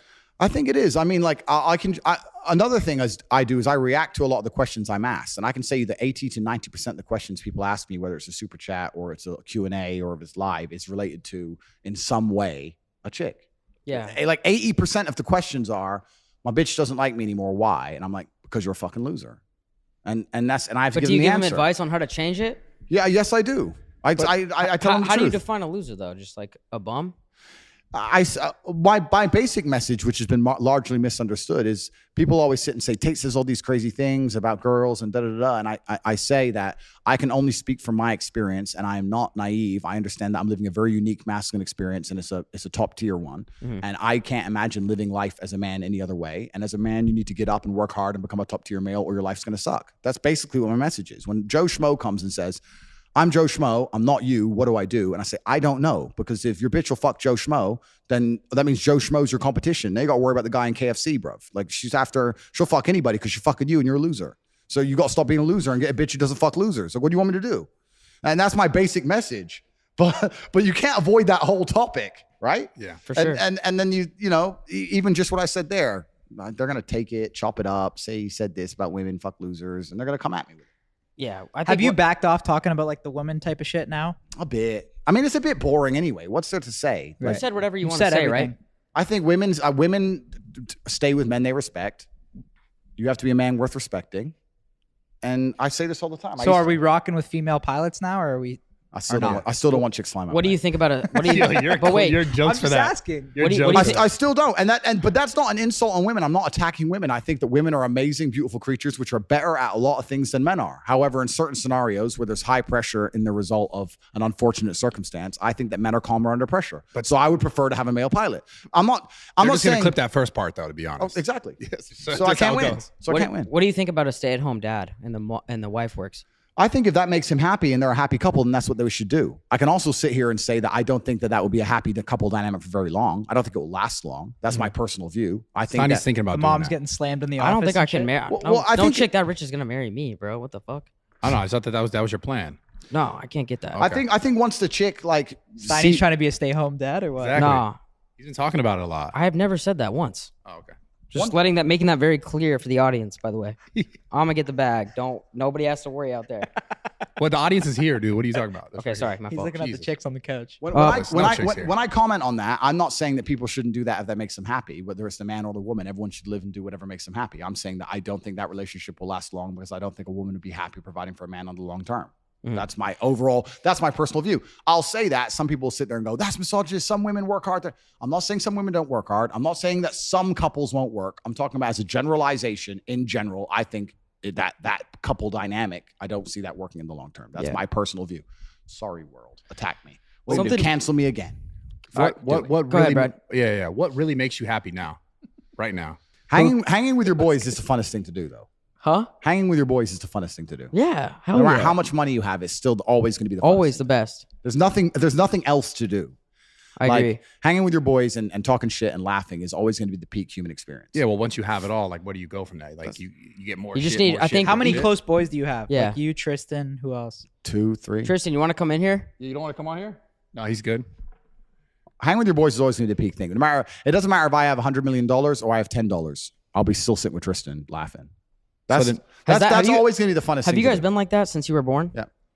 Yeah. Was that taught to you, or it's just like a bond? It was semi-taught to us. We tried to fight when we were a kid, and our dad wouldn't have it. Fuck yeah. He was like, "No, What do you? the world's out to get I you think boys. You're on people. the same I think team." there's a lot of people that don't understand the importance of like getting along with your relatives, and that's something that you guys show. I think people envy. Well, yeah. I mean, if you have a brother, the idea is that you make your best friend possible out of him, right? Why else would you have a brother? No, but I think there's a lot of like families that lack that. And But it's- this is the thing, and this is where I'm about to get. I need to shut up, man. I'm about to say some shit. you're already canceled. Yeah, What whatever. they want to get rid of the family? No, I can go down a whole bunch of Oh, tangents. that's That's true though. But Yeah. I can go down a whole bunch of tangents. But in my experience, these shorts are so small. 1 second. Oh, you're good. Yeah. Where's the sheesh guy? Are Does you he have going a for pair like of pants? Are you going for like the Dan Bilzerian type of vibe with the short I shorts? was swimming, and then we went to the desert, and then you guys are here. Okay. So it's just one of them things. In my experience, I have a lot of guys who come and say, "I'm not as close with my brother as you and Tristan. I want to be as close. Why are we not as close as you and your brother are?" And and 95% of the time, the answer is because of chicks. Because you have two brothers growing up. They hit puberty, whatever. They both get different girlfriends. They move in with their girl, or their girl doesn't like them rolling with their brother because they're always out doing man shit, and their girl slightly isolates them to a degree, or their chick doesn't like his chick, or whatever. There's some chick involvement. So if you want to truly have a close relationship with your brother or your friends, you need to have a relationship with them where you sit and say, "All right, cool." Me and Tristan have done this multiple times. We've had girls sit there and go, "I don't like your brother." That's a problem because She gone. if it gets anywhere near a decision, you're going to lose. So you either like him right away or just fuck off. But most people won't do that. Most people will be like, well, why? Well, yeah, he was a bit rude to you, I guess. Okay, we won't go over there tonight. Please suck me off. And then it all falls apart. You have to make a choice. That is very true. It's true, bro. You have to make a choice. You have to make a decision. And we always made the decision to put our brotherhood Actually, a above good everything point. I else. never thought about that. And it ties into lots of things. It also ties into economics. I've said this story before, but I'll say it again. When I was growing up in Luton in England, which is a highly Islamic town, there's lots of Muslims who live there. I was friends with some Muslim guys in college, and they used to laugh at me all the time. One of them was like 19, worked in Tesco and had a Ferrari. I was like, bro, how do you have a Ferrari when you work in I think he worked in a chicken and chip shop. He worked in like a fast food restaurant and had a Ferrari. I was like, how do you have a Ferrari when you work in a fast food restaurant? He said, because I got 9 brothers and we all work together and we share the car. I was like, okay, but why do you share the car? He said, no, you don't understand. I won't use the racial slurs, but he was like, you people, there's you and your 3 brothers. You all grow up, you all decide to get with your girl, you all go pay different rents, you all disappear, all your money gets spread out now, you're taking your girl on holiday and paying a different rents and you're all separate. Me and my 9 brothers live in one big house. If we meet a woman, she moves into the house. The men are all focused on making money. The women are all looking after us, cooking, cleaning. You got 9 men in the same house trying to pool their incomes. That's why we own the houses you rent from us.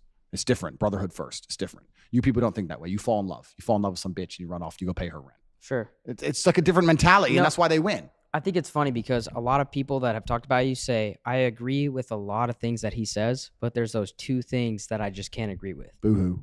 But how it sucks. It doesn't suck because that's life. I don't expect people to agree with everything I say.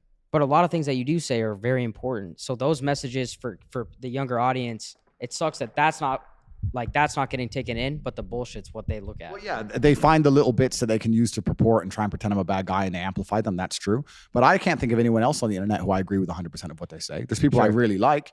And yeah, we're living in a world now where people are asinine. They have the slave mind. What's interesting is there's a guy who's built a TikTok account, and I think he has like 1 million followers. And what he does is he walks around college campuses asking people if they've heard of me and then if they like me or not. It's brilliant. So he goes and goes, have you heard of Andrew Tate? And they're like, yeah. Do you like him? No. Why? He's misogynist. Define misogynist. And they go, yeah, whatever, bro. And just what? They don't even know why they dislike me. Yeah. And it's the slave mind. Taught to dislike. Yeah, they can't even tell you a quote I've said. What's he said bad about women? He's a piece of shit. They can't answer the questions. They don't know. So a lot of these people are just slave mind programmed, right? No girls ever pressed you in public? 0. Absolutely not a single female in public has ever once said anything negative to me ever. In fact, quite the opposite. Oh, yeah, I wish there was more men like you, protect, provide, etc. Yeah, people take everything out of context. I've never had a single chick ever mad about anything I've ever said ever. Not one. Now, maybe if I was in godless America, I might get some girl doing some dumb shit. I live in countries of civilization. I live in a civilized society, but I've never had it. I want to switch gears a little bit. So earlier I was talking about self-love. And you said earlier about like your brother and you have all the money, you have all the stuff. What's really important is like the time you spend with basically your loved ones, right? So my thought in life is that the most important thing in life is love, and being able to love yourself and love those around you. Yep. I wanted to get your opinion on that because I think more kids, because obviously a lot of kids are going to listen to this and watch this, but I think more people should talk about that idea and how do you find that? I wanted your experience of finding that as a whole. Yeah, and that's a really good question. And we live in a hateful world, and it's kind of scary because whether it's the sensationalism that the media outlets are getting from the clips by purporting hateful ideas, like you just said, whether it's the weaponized virtue, which is basically pure hate against people like me or the people they don't like. Cancellation as a whole is hateful. It's a hateful act. They'll sit and say, he's so bad. They don't, let's use my example, misogyny. Do you think the people who are attacking me give a single fuck about, do you think any of them donate to women's charities? No, do you think any of them protect women or care about women? No, they just hate me. It's hateful, right? Yeah. So we live in a very, very hateful world. And I think love comes from a position of strength. I think you always have to be a strong person to love. I think you have to be an intelligent person to love, which is why stupid people are so hateful. And you have to work on yourself. And I think you have to become strong in your body and mind to love things. It's not easy to love things and people when they do you wrong. It's not easy to love a woman again after your last one did whatever. Yeah. It's not easy to do it. You have to be a strong individual. And that's why I think love comes from strength, which is why I always say strength is so important mentally and physically. I say that all the time. It's all I talk about. I say that if you're a man, the easiest way to improve your life in every single possible way is to just work on your physical strength, and your mental strength will follow, and you become a better person you can love. You know this yourself. Look at the size of you, right? You go in the gym, it's the biggest guys that are the nicest guys. True or false? True. Because they don't have this ego. It's the same. If you walk in a fighter gym, the most deadly dude in there is going to be a nice guy. And it's interesting how the perception is that you're going to be a bad guy because of the way you look. Completely. A lot of things, like the things that you say or the things that you're doing, or like the masculine stance that you take, you're a bad guy. Yep. And it's just, the whole thing is just crazy to me how it happens. But I really want to emphasize that for the people listening, is like self-love is the most important thing, and being able to give love and share love. Like, what else are we doing all this shit for? Completely. And you can't pour from an empty cup. And before you give love to anybody else, you have to truly love yourself. And I think the easiest way to love yourself as a man is to be proud of yourself. And to be proud of yourself, you have to decide who you want to be inside of the metaverse, inside of the matrix. You have to decide the character you want to be and try your best to achieve it. Why do you think people struggle with being proud of themselves? I think because they know they're failing. I think that most people failing in life know very well they're failing. And it doesn't matter what avatar you decide to absorb or who you decide to be. You can decide to be it, and you know true in your heart if you're giving 100% of your energy towards becoming it or not. It doesn't matter if you want to become a famous musician. It doesn't matter if you want to become a bodybuilder. It doesn't matter if you want to become a pro fighter. It doesn't matter what you want to be. You know in your heart if you're actually trying or not. You have to decide what you want to be and try and become it. And a lot of the people who are genuinely unhappy or miserable in their hearts know they're not trying that hard. Well, and I think they also focus on what everyone else is doing, right or wrong, and then judging outward. And everyone's like focused on this outward reflection of like what that person has and versus what they don't have. And it's all just like this just cycle of negativity. Completely. And it's just, we found ourselves, especially with social media nowadays, we found ourselves like most people, because maybe they're not mentally strong enough to understand like, oh, wait, I need to create my own value instead of looking outwards and saying, well, fuck what that guy has, or fuck that guy because I don't have it. But like, how do you think we fix it? Or can we fix it? And there's another question I want you to try to answer too, is like, can everyone be successful? Do you believe that? Good question. So firstly, I'll answer, can everyone be successful? Okay. I think the world would be a terrible place if everyone had a free mind. You do need the slave minds. I've heard you say that. As annoying as they are, yeah, you do need the slave minds. You do need the guy who believes that, you know, working the gas station is important and he's good at it. You need him. It's good. You need these people. Yeah, but what if that guy just doesn't know any better, though? Good. Or this is what we're talking about. Good, though. fine. The world can't all be, you know, mansions on the Palm in Dubai. They can't all be that. So successful is all about self-definition, which is what I was saying at the beginning. You have to decide who you want to be. And if you wanted to be Joe Schmo and you pull it off, then you'll be a pretty happy, content person. To decide who you want to be. I think the people who are miserable, it's the gap between their expectations and their reality. That's where the misery lies. Yeah. My expectations were always enormously high. Even when I was a nobody, I knew I had to be filthy rich and a kickboxer, and I knew I had to be the kind of guy that people gave a shit. Were you happy at that point? I know, but I knew I'm basic things. At the age of 15, I knew that if I'm the kind of guy that if I raise my voice, people are going to care. I'm not going to be the guy who starts shouting and everyone thinks it's funny. I know I'm going to be the kind of guy who is genuinely a formidable opponent in all realms of human endeavor. I know I'm going to have money. I know I'm not going to take shit. Where did from that come nobody. from, though? But I just you can't just. Yeah, I know. I understand what you're saying, because my whole life I had the felt same like thing, there's bro. always more. I know that there's more. Like, But I think a lot of people have that. Of course. But the people who are miserable are the people who don't try hard enough to obtain it, because I actually believe, and this is another thing I'll say, I believe the universe is very giving. I think the universe and God himself is very giving. I've yet to meet somebody in all my years who is genuinely giving 100% of themselves day after day, doesn't snake anyone, firm handshake, look you in the eye, doesn't lie to nobody, and tries 100% who doesn't get what they want. I've never seen it. Every single person who doesn't have what they want, there's something in their story that doesn't quite add up. I've yet to see some guy who, have you ever seen a guy who eats right and trains his ass off and never misses a gym session, ever not grow? No, ever. No, never. Not Ever. what? Not what? Grow. Not grow. Not make ever. gains. It's just, that's the way the universe works, right? So if you're truly about it and you're truly trying your absolute best, you're going to do it. And that's what I believe. I believe the universe is extremely giving. So when I meet somebody and they go, I really wanted this and I don't have it, I say, you didn't really want it. You're a liar. Out of all like the successful people, most successful people in the world, would you say that all of them have like something in common in the sense of like some sort of hardship in their life? It's not. Well, yeah. I mean, trauma is extremely important. And this actually goes back into answering the first part of your question, which is interesting. There's a study I read about stress. And it was saying that stress has a placebo effect attached to it, because the placebo effect is extremely powerful. So they found some of the most stressed people in the world, and they split them into two groups. And they're all equally stressed. They all have a bunch of cortisol in their blood. Yeah. The people who believed that stress was bad for you and that stress can hurt you, and they believed those media articles, were dying earlier. They were having heart attacks and they were having stress-related illnesses. The people who believe the opposite, who just said stress is part of being successful. I like stress. When I feel stressed, I do my best. It makes me anxious. It turns my brain on. I like being stressed. Lived longer than average. Yeah. The point is, the same drug, how you look at it and how your body anticipates it, how you feel about it, affects the real world results, which goes back into what you were saying earlier about the jealousy. You're saying people look on social media and they get jealous and it demotivates them. That's because they decide to be demotivated by it. Do you know what happens when I get jealous of somebody? I fucking beat them. Yeah. If I look at somebody who has something I ain't got, I will take it from them by hook or by crook. Well, when I watch other people on social media and I see someone killing it, like whoever it is, someone that fires me the fuck up. I love it. I wish someone could make me jealous. It's hard now. I got everything. I wish I could look at somebody and go, fucker, I'm going to beat you. Would you say jealousy is the number one? Like, because a lot of people reach out to you, right? Would you say that's the number one spark for motivation? Well, I don't think motivation is a real thing. I don't believe in motivation as a concept. I think discipline is real, and I also think discontentment is real. And I don't think it's possible for anybody to stay in a scenario where they're truly uncomfortable. If you fall asleep on your arm and your arm really starts to hurt, even in the deepest sleep, you're going to wake up and move your arm. If you sit there and your life has been in a rut for 7 years, you are semi-comfortable in that rut. Sure, there's days you're pissed off. Sure, you're semi-annoyed by it. But there's also days where you just play video games, eat pizza, and you're kind of cool with it, and it's no big deal. If you were truly unhappy and uncomfortable and discontent with your scenario, you wouldn't be in it. So I don't believe there's anybody who's truly, when I was broke, I couldn't sleep. Yeah. I'm not saying that. Please understand me. When I was broke, I couldn't sleep. I'd be trying to go to bed thinking, how the fuck these people have Ferraris? I want a fucking Ferrari. I couldn't sleep. But what were the first steps that you took when you're like, yo, I got to fucking change my life? What was the first thing you did? So people out there that might be going through it. But I never had to like change my life because my life was never wrong because I always knew what I wanted.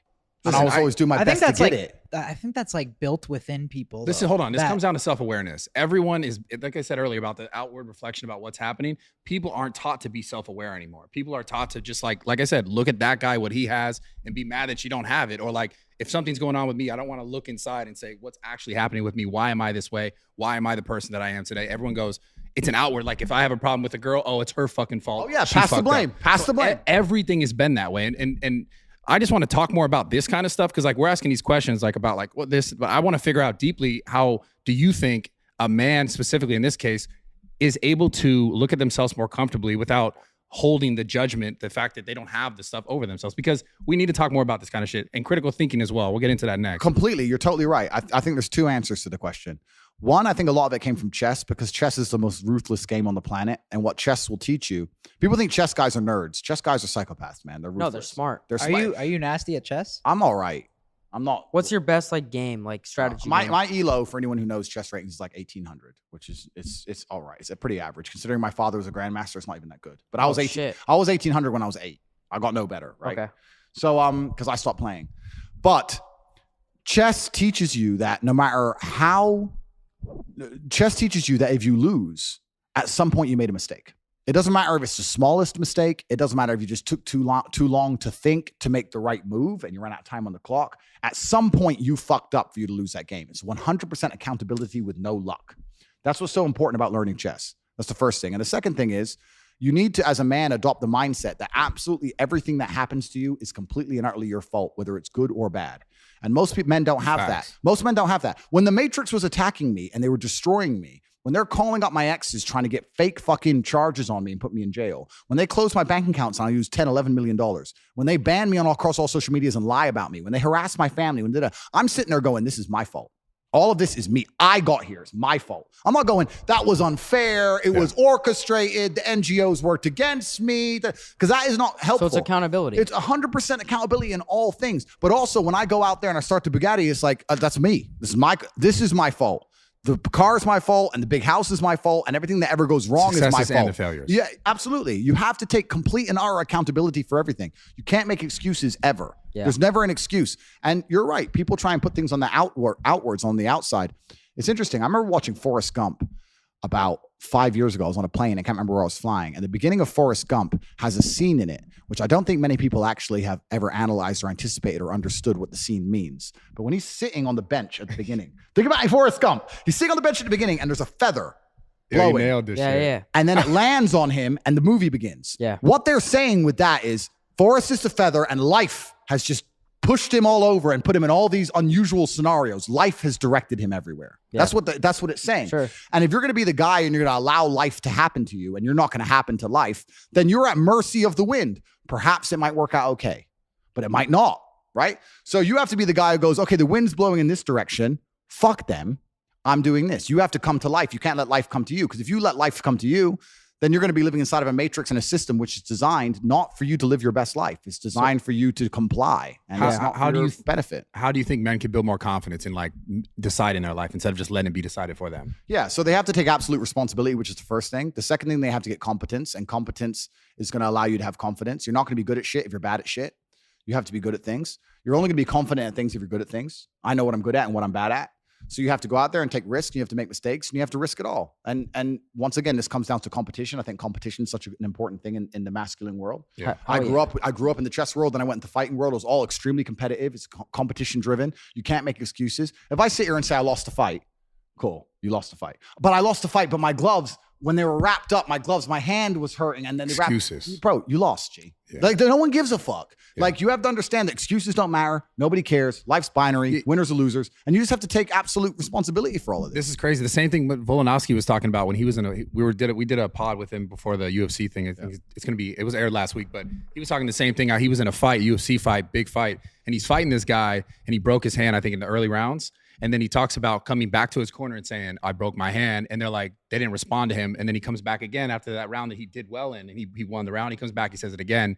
And the guys are like, why do you think we didn't say anything the first time? Like, shut the fuck up, and you have to do this, because this isn't going to change. Yep. And people are so caught up when things happen. They're just like, people make excuses. They go in circles, and they go in circles. They make excuses and they play victim. Yes, that's what I find a lot. And they go, this is why, this happened to me because of this, because of my childhood, because of my past trauma, because of my life, whatever. Yep. But people are so not taught to like look inwards and go towards those things. Well, I think playing victim is it's an easy way out. Yeah, it's a laziness. It's a laziness. It's an easy way out. It's a good excuse, and it also makes you feel better about yourself. Me and my brother have another thing we do.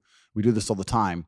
If either of us are ever complaining about anything, we say, we shut each other up by saying, do you want therapy? Because if you don't want therapy, what are you talking about it for? Sure. And the main reason people complain about things is to get a dopamine rush, right?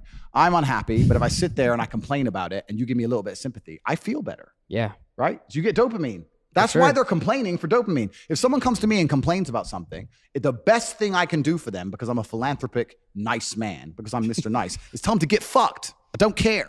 Shut up. Yeah. That's the best thing you could do. Out. When your friend comes and goes, bro, and this girl, and I really miss her. Look, I understand, bro. She ain't coming back. She's fucking next guy. Yeah. Shut up. You gotta apply that to Steiny. Shut up. So I'm trying to sit here. Steiny needs that, dude. What do you want to talk about it? Do you want therapy, or do you want to go fuck some pussy? I never do that. Yeah. Bro, you feel bad for yourself all the time. I turn that into motivation, bro. What the fuck? Next time Steiny complains, now I know what I'm saying. But this is why people complain. They complain to feel better, and then this ties into who your social circle is. Does your Bro, this is fucking insane. Why are you trying to turn this on me? What? This is how he gets all buddy. Go like this. Hey, we got you, dude. And then keep going. Keep going. We're actually boys, so I don't know why you're trying to do this. Dude, I got your back. Could you put your hand on him? He needs it more. You can't just do this. Come on, dude. No, I mean, I've lost my train of thought now. Yeah, no, I haven't. You lost your train of thought. You come into my house. No, you don't know that. Okay, go ahead. But a lot of this comes down to your social circle, because there's a whole bunch of guys out there whose friends accept excuses. Hell yeah. If your friends will allow you to make excuses, you're going to make excuses. If your family let you make excuses, you're going to make excuses. You're going to complain and feel better. You got to be around killers who don't accept that shit. If me and let's say me and 3 friends, there's 4 of us, and we all decide to do 10,000 push-ups a day, and all of us do them except one, there's no words inside the human language, there's no sentence you could possibly construct, no matter how compendious or concise or how intelligent the man is, that will allow us to forgive him for failing. You failed. Oh, but I was busy, We did them. You're a bitch. Shut up. We don't accept excuses. That is it. It's true. So next day he's gonna go, well, they ain't gonna listen to my bullshit. I better just fucking do it. How do so you, that's the bottom line. It's all who you surround yourself with. Yeah. It's so 100%. cliche, but it's so true. Facts. Yeah. But there was a point where you were the most searched guy on Google, right? Yeah. Was there ever a point where you were like, I'm getting content, or do you always how do you strive for more? Bro, that's innate inside of me. We talked about this. You're the most viral sensation in the shortest amount of time, I think, of all time. Of all time. On the way over, we were talking about that. How do you fucking stay motivated when you're I like, haven't I'm the missed man? a day of work in 10 years. I've never had a day off. Maybe I've had days where I've gone driving in the supercars and I've only done 2 hours work instead of 8 hours. I've never had a day where I thought, fuck it, I'm not going to work. Never once ever. My screen time on my phone is 9 hours a day, every fucking day. I do not miss a day of work ever. If I'm the most viral Googled man on the earth, it does not change a fucking thing. I am working. Earth must be conquered. The matrix must be attacked and shattered. I do not stop. I will not quit. I will not surrender. I am not that person. I have zero interest in rest or respite. It's bullshit for cowards. Even the idea of resting aggravates my mind. So what I'm supposed to do this? Wait, let me practice. Sure. Yeah, that sucks. No, but is there? That sucks. Bro, I got shit to do. Give me, I can't even contemplate the idea. People say to me, if I had your money, Tate, I'd just go chill. That's why you'll never have my money, dummy. Well, because you just want to go do nothing. I don't want to do nothing. I want to do shit. Do you have goals that you like want to accomplish that you haven't yet accomplished? I don't even have goals. I don't even make it. I don't even write down goals as such. I just do the right thing every single day, and it compounds and it's momentum. If I were to go in the gym and say I want to, I mean, sure, maybe goals are good. I don't know. Everyone has different methods, but I don't go in the gym going, I want to get this strong by this date. That I just I'll go to the gym and I just fucking train as hard as I possibly can. And the next day I just go in the gym and train as hard as I possibly can. I just do what I'm supposed to do. Yeah. Like I said earlier, the universe is absolutely and utterly extremely giving. If you're the guy who does what he's supposed to do on time every fucking day, and you don't quit, you don't give up, and you just continue to do it, they'll give you what you want. I've never seen anyone fail that way. I've never seen anyone go, I really want it, so I'm going to go get it, and then fail. Never. I've never seen anyone. So when someone goes, I really want it and I ain't got it, they're a fucking liar. They're all liars. How are you so good? He has an answer for every question we ask him. Of course he's smart. How? So here's the thing. How do you have that? Because he's smart. That's every fucking question we throw to me is a fucking genius answer. I don't understand. I got another question. So I think people just fail to I don't know, allow it to happen, right? Like we're talking about this idea of accomplishing something, right? I think what happens is people quit before they get there, right? So you obviously you were always Andrew Tate, but you weren't Andrew Tate as we know him today, right? Mm-hmm. And so people see someone's success and they go, oh man, why do you think people quit before? Because look at what you just said about being able to succeed when you do everything right. I know I felt ways in my life when I did everything right. I did everything right. And I still got shit on and I still got shit on. I still had setbacks, but I just kept going, right? Have you ever in your life felt at a point where you felt like, damn, I'm getting shit on, even though I know that in my heart, I'm doing the right things. Yeah. Oh yeah. What were those like? Yeah, completely. And I mean, like I've lost fights or something and you're like, I fucking trained so fucking hard and I was winning every round and I just got caught. And like, there's times where you feel like shit completely. What about taking advantage of by like people or like business partners or friends or? Yeah. I mean, that kind of thing's happened as well. But I've never seen somebody who loses faith in themselves end up succeeding. You have to keep the faith in yourself. If you see somebody who is sorry, 1 second. Is Georgiana here? Yeah, to get some water. Sparkling water. Gabe. Oh, this is great. You know what? Yeah. You know what? This is sparkling water. That's for rich people, right? Yeah, for That's rich funny. people. I see what you're doing there. Gabe, sparkling water is for our team as You well. Hold on. You got my boy sparkling water's Steve. for us too. Fuck with sparkling water. Straight up. You like sparkling water? Yeah, for sure. Gabe, I don't like sparkling water. We're gonna it, fix that bro. right now. Why? I though? love it. Can we Gabe, have, I don't can like we have it. 4 sparkling waters? No, wait, Andrew. We have Fiji's for us, our team. No, we're getting sparkling, dude. We have our guy too. Just so you know, I know you're trying to flex. You got Gabe, Fiji's. Anyway, That's top Z right there. That's like he's lowest letter in the alphabet. Top Yeah, Z. top Z. Yeah. Steiny's clipped, bro. We want to do one if thing you though. lose faith in yourself, Yeah, if the Matrix if you allow the Matrix attack to convince you to not have faith in yourself, you're never going to make it. Have you ever seen anybody who's done anything fantastic and they didn't have faith in themselves? When they got to the top, they go, I just don't know. Another thing that's interesting is I've never seen anybody do anything on accident. This is what's actually very interesting. When somebody tells me their goals, I ask what their plan is to achieve their goals, and they never have one, and it's fucking dumb. Wait, did you just say you didn't have any goals? No, I don't. But I'm saying if someone has a goal, I say, well, what's your plan? And they haven't got a plan. I've never seen anyone do anything amazing on accident, is my point. Fiji. So you just said you've gotten so far, you don't have any plans. No, but it's certainly, I know what I'm supposed to do and I do it day after day. I don't have a pre-designated, goal by this date, but I know I want to become stronger, so I just train. For example. Got it. But what I'm saying is I've never seen anybody do anything amazing by accident. So what this extrapolates out, let's use the gym and money, right? Have you ever found a guy in the gym who's in fantastic shape and you said, why are you in such good shape? How'd you get so big? And he goes, oops, just happened. I feel like don't know, G. But I feel like you're giving us. Don't know. I feel like you're giving us a long answer for like hard work pays off. Well, no, but it's you have to know you're not going to do it accidentally. You have to do the right things every single day. Okay. And it's the same with money, right? If I meet somebody and they're loaded, they're like, "How'd you make so much money?" Well, this is what I did. How much money do you have? How much money do I have? Yeah. He's not gonna fucking tell you. Well, no, but we'll guess in a minute. But I did this, I did that. I spoke to this guy. I started this company. Da da da. When you ask the average guy, do you want to be rich? He goes, yeah. How are you gonna get rich? Don't know. Yeah, of course. So you're just gonna. How'd you get rich? Oops. This just like it's dumb shit. Like it's just people, and it's kind of amazing.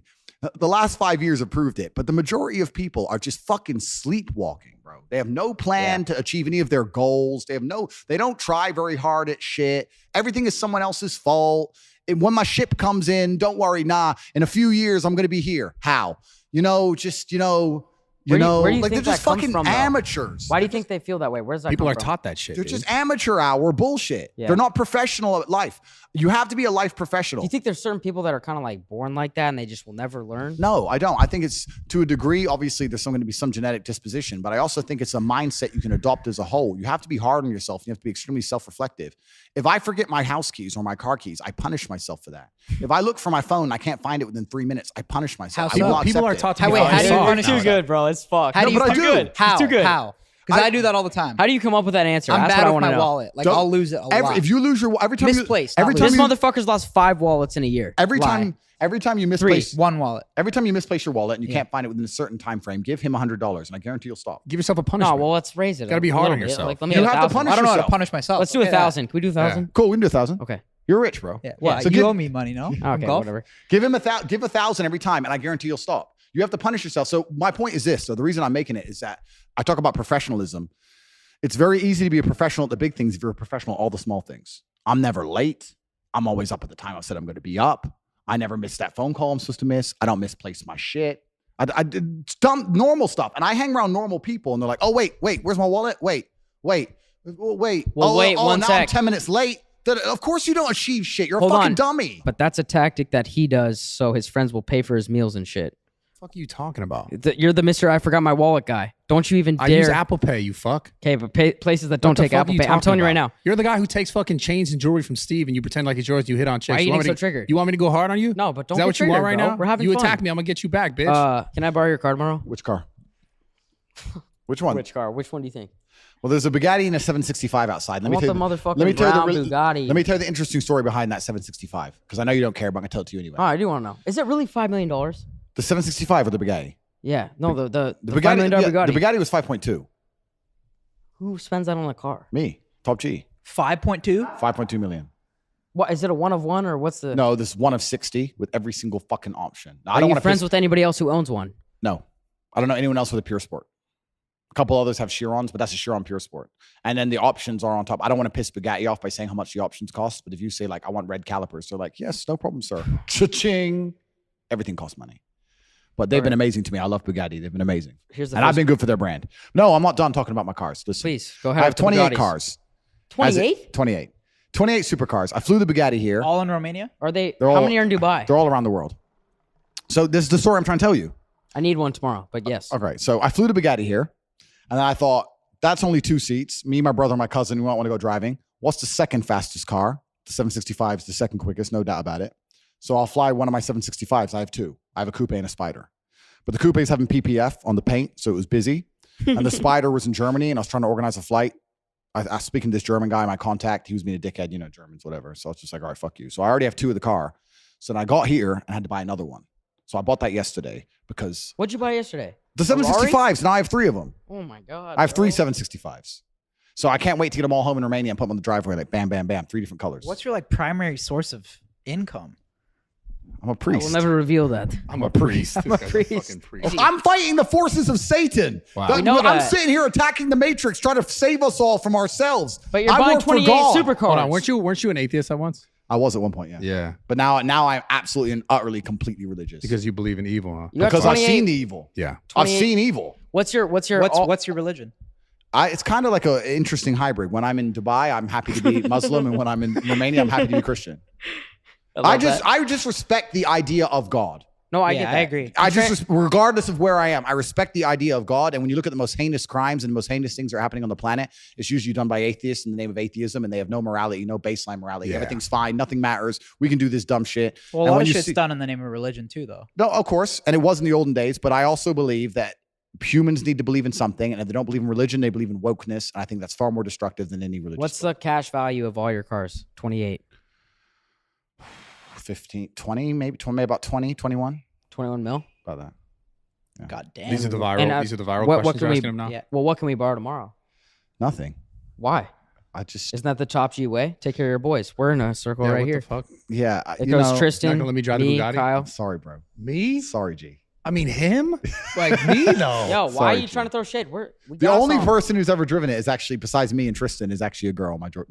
That's What? See, Yeah. last fucking pod you said Oh, no you're girls so are jealous. going I'm back. back in Wait, the you're Bugatti. a capper, cap artist. That's why I said it. Give my boy That's a why I cap said it. artist. What did Piers Morgan do to you? That's why I said it. Dude, Yeah, he now you're changed it. conforming. No. Here we go. I'm about to finish. First play by Rumble. Can I finish it? Go ahead. My personal assistant, who's worked for me for 8 years, moved it a meter. She moved it about a foot to get the other car out for the first time the other day. So this That's is it. driving it. Okay. She just reversed it like this? Yeah. That's it. Yeah. Okay. Little So valet my move. personal assistant of 8 years moved the car by about 15 inches. Besides that, it's me and Tristan. It's a start. All right. I mean, I don't even No, want to that- ask. at I the feel start and embarrassed the end. asking these Let's ask. Go. What are you embarrassed to ask, dude? because they didn't come from me. It's okay. It's You just gotta tell. read it. Go You gotta read read it, it. bro. Okay. It's fine, you're the good. read guy. Okay, first one. Would you ever, or if she lets you smash on the first night, is she wifey material or no? You know what? I've actually had girls I slept with on the first night who turned out to be very nice women, and they stayed and they were loyal and everything. I don't think that's a complete indicator. I don't Okay. know. I will tell the world a little bit of free game. My view of an indicator of whether a girl's good or not. Oh yeah, go for it. This is some free game. Yeah.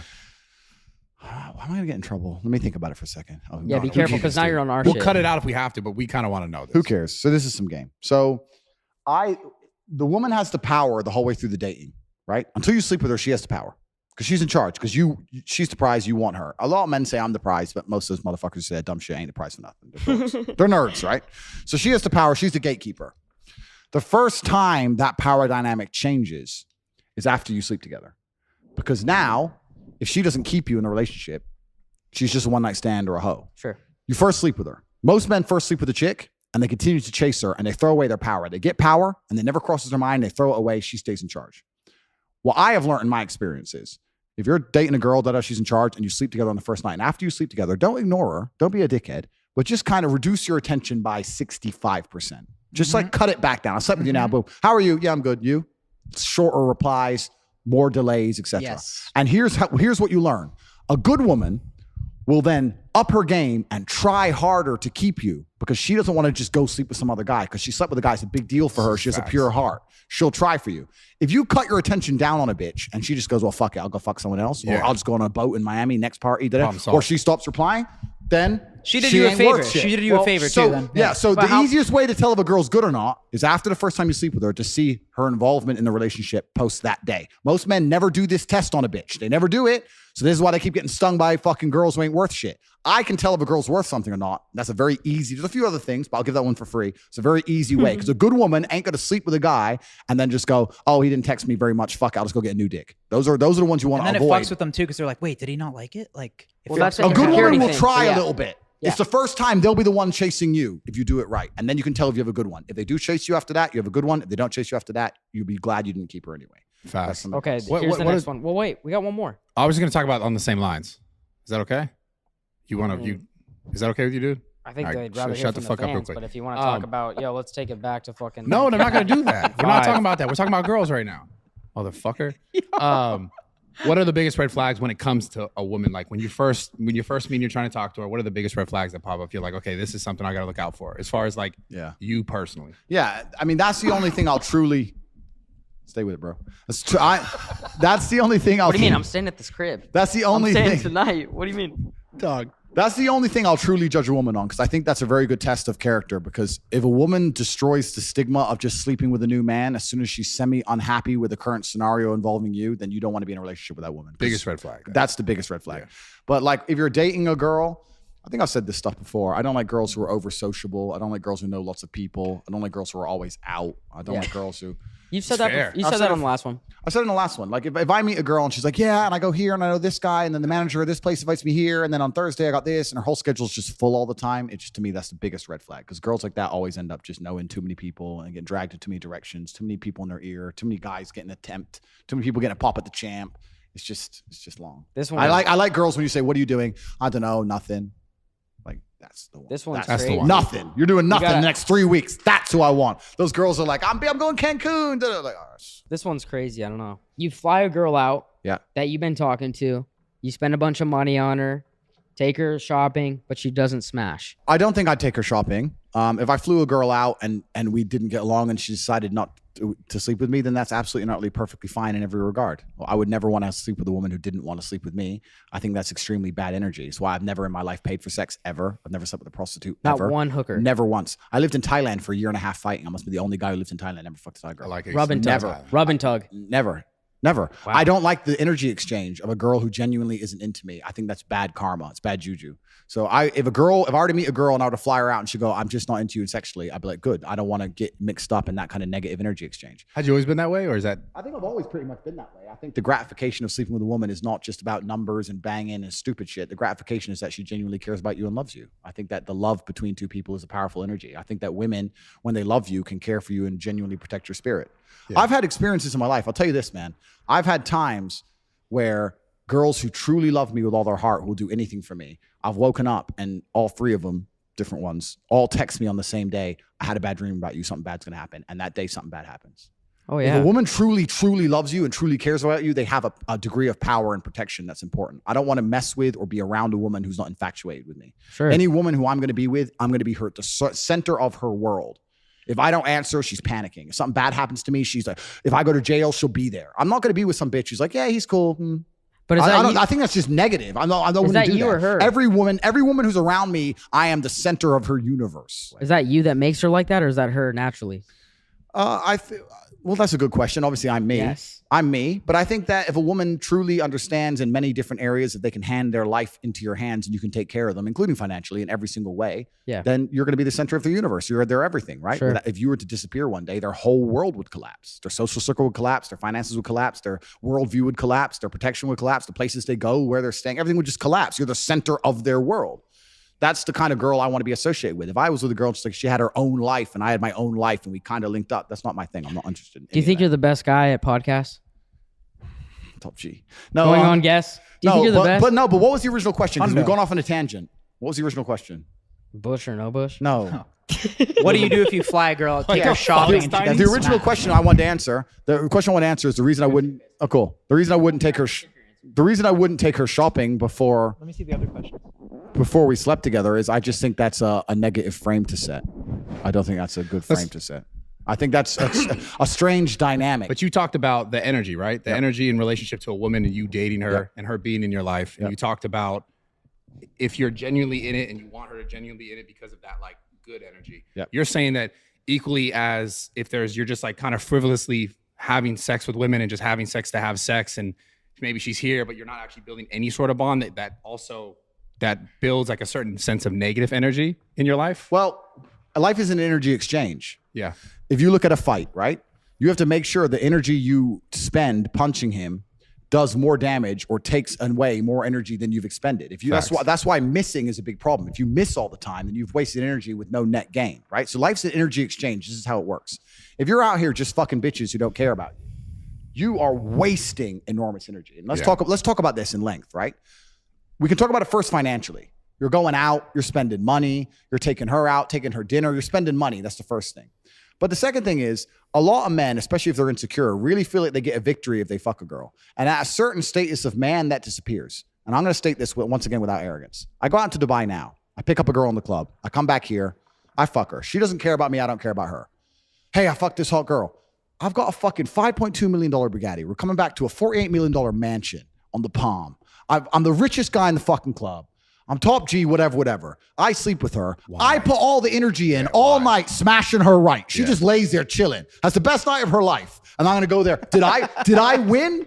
Yeah, no. I didn't. She fucking won. Gave that shit up. I just gave it all up. Yeah, she what? used to talk about riding in the Bugatti. She has a picture on the Instagram in the Bugatti chair. She's here walking around doing Instagram stories here, pissing off her ex in my house. She gets fucking slammed right. She doesn't do nothing for me. Nothing.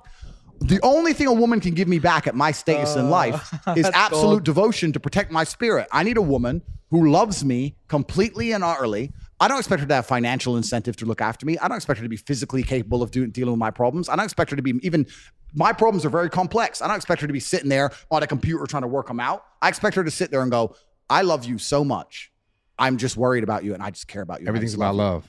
It's all about love. What if Now, that's what I want because that's a fair exchange. I can take a woman all around the world, spend a bunch of money on her. I can be top G, spend all this money, give her a life she could never see. If I am truly the center of her universe, she is giving me value back. And that's why I'm not going to go out here and fuck bitches who barely care about me or just famoosa bitch in a club for a one night because she's winning. It's like throwing money down the drain. What if Kim Kardashian slides in your DMs and says, "Hey, Tate, I want a piece of that"? How are you responding? I'm kind of careful about talking about celebrities He's now. trying to get the because TikTok I end right up there. meeting them all.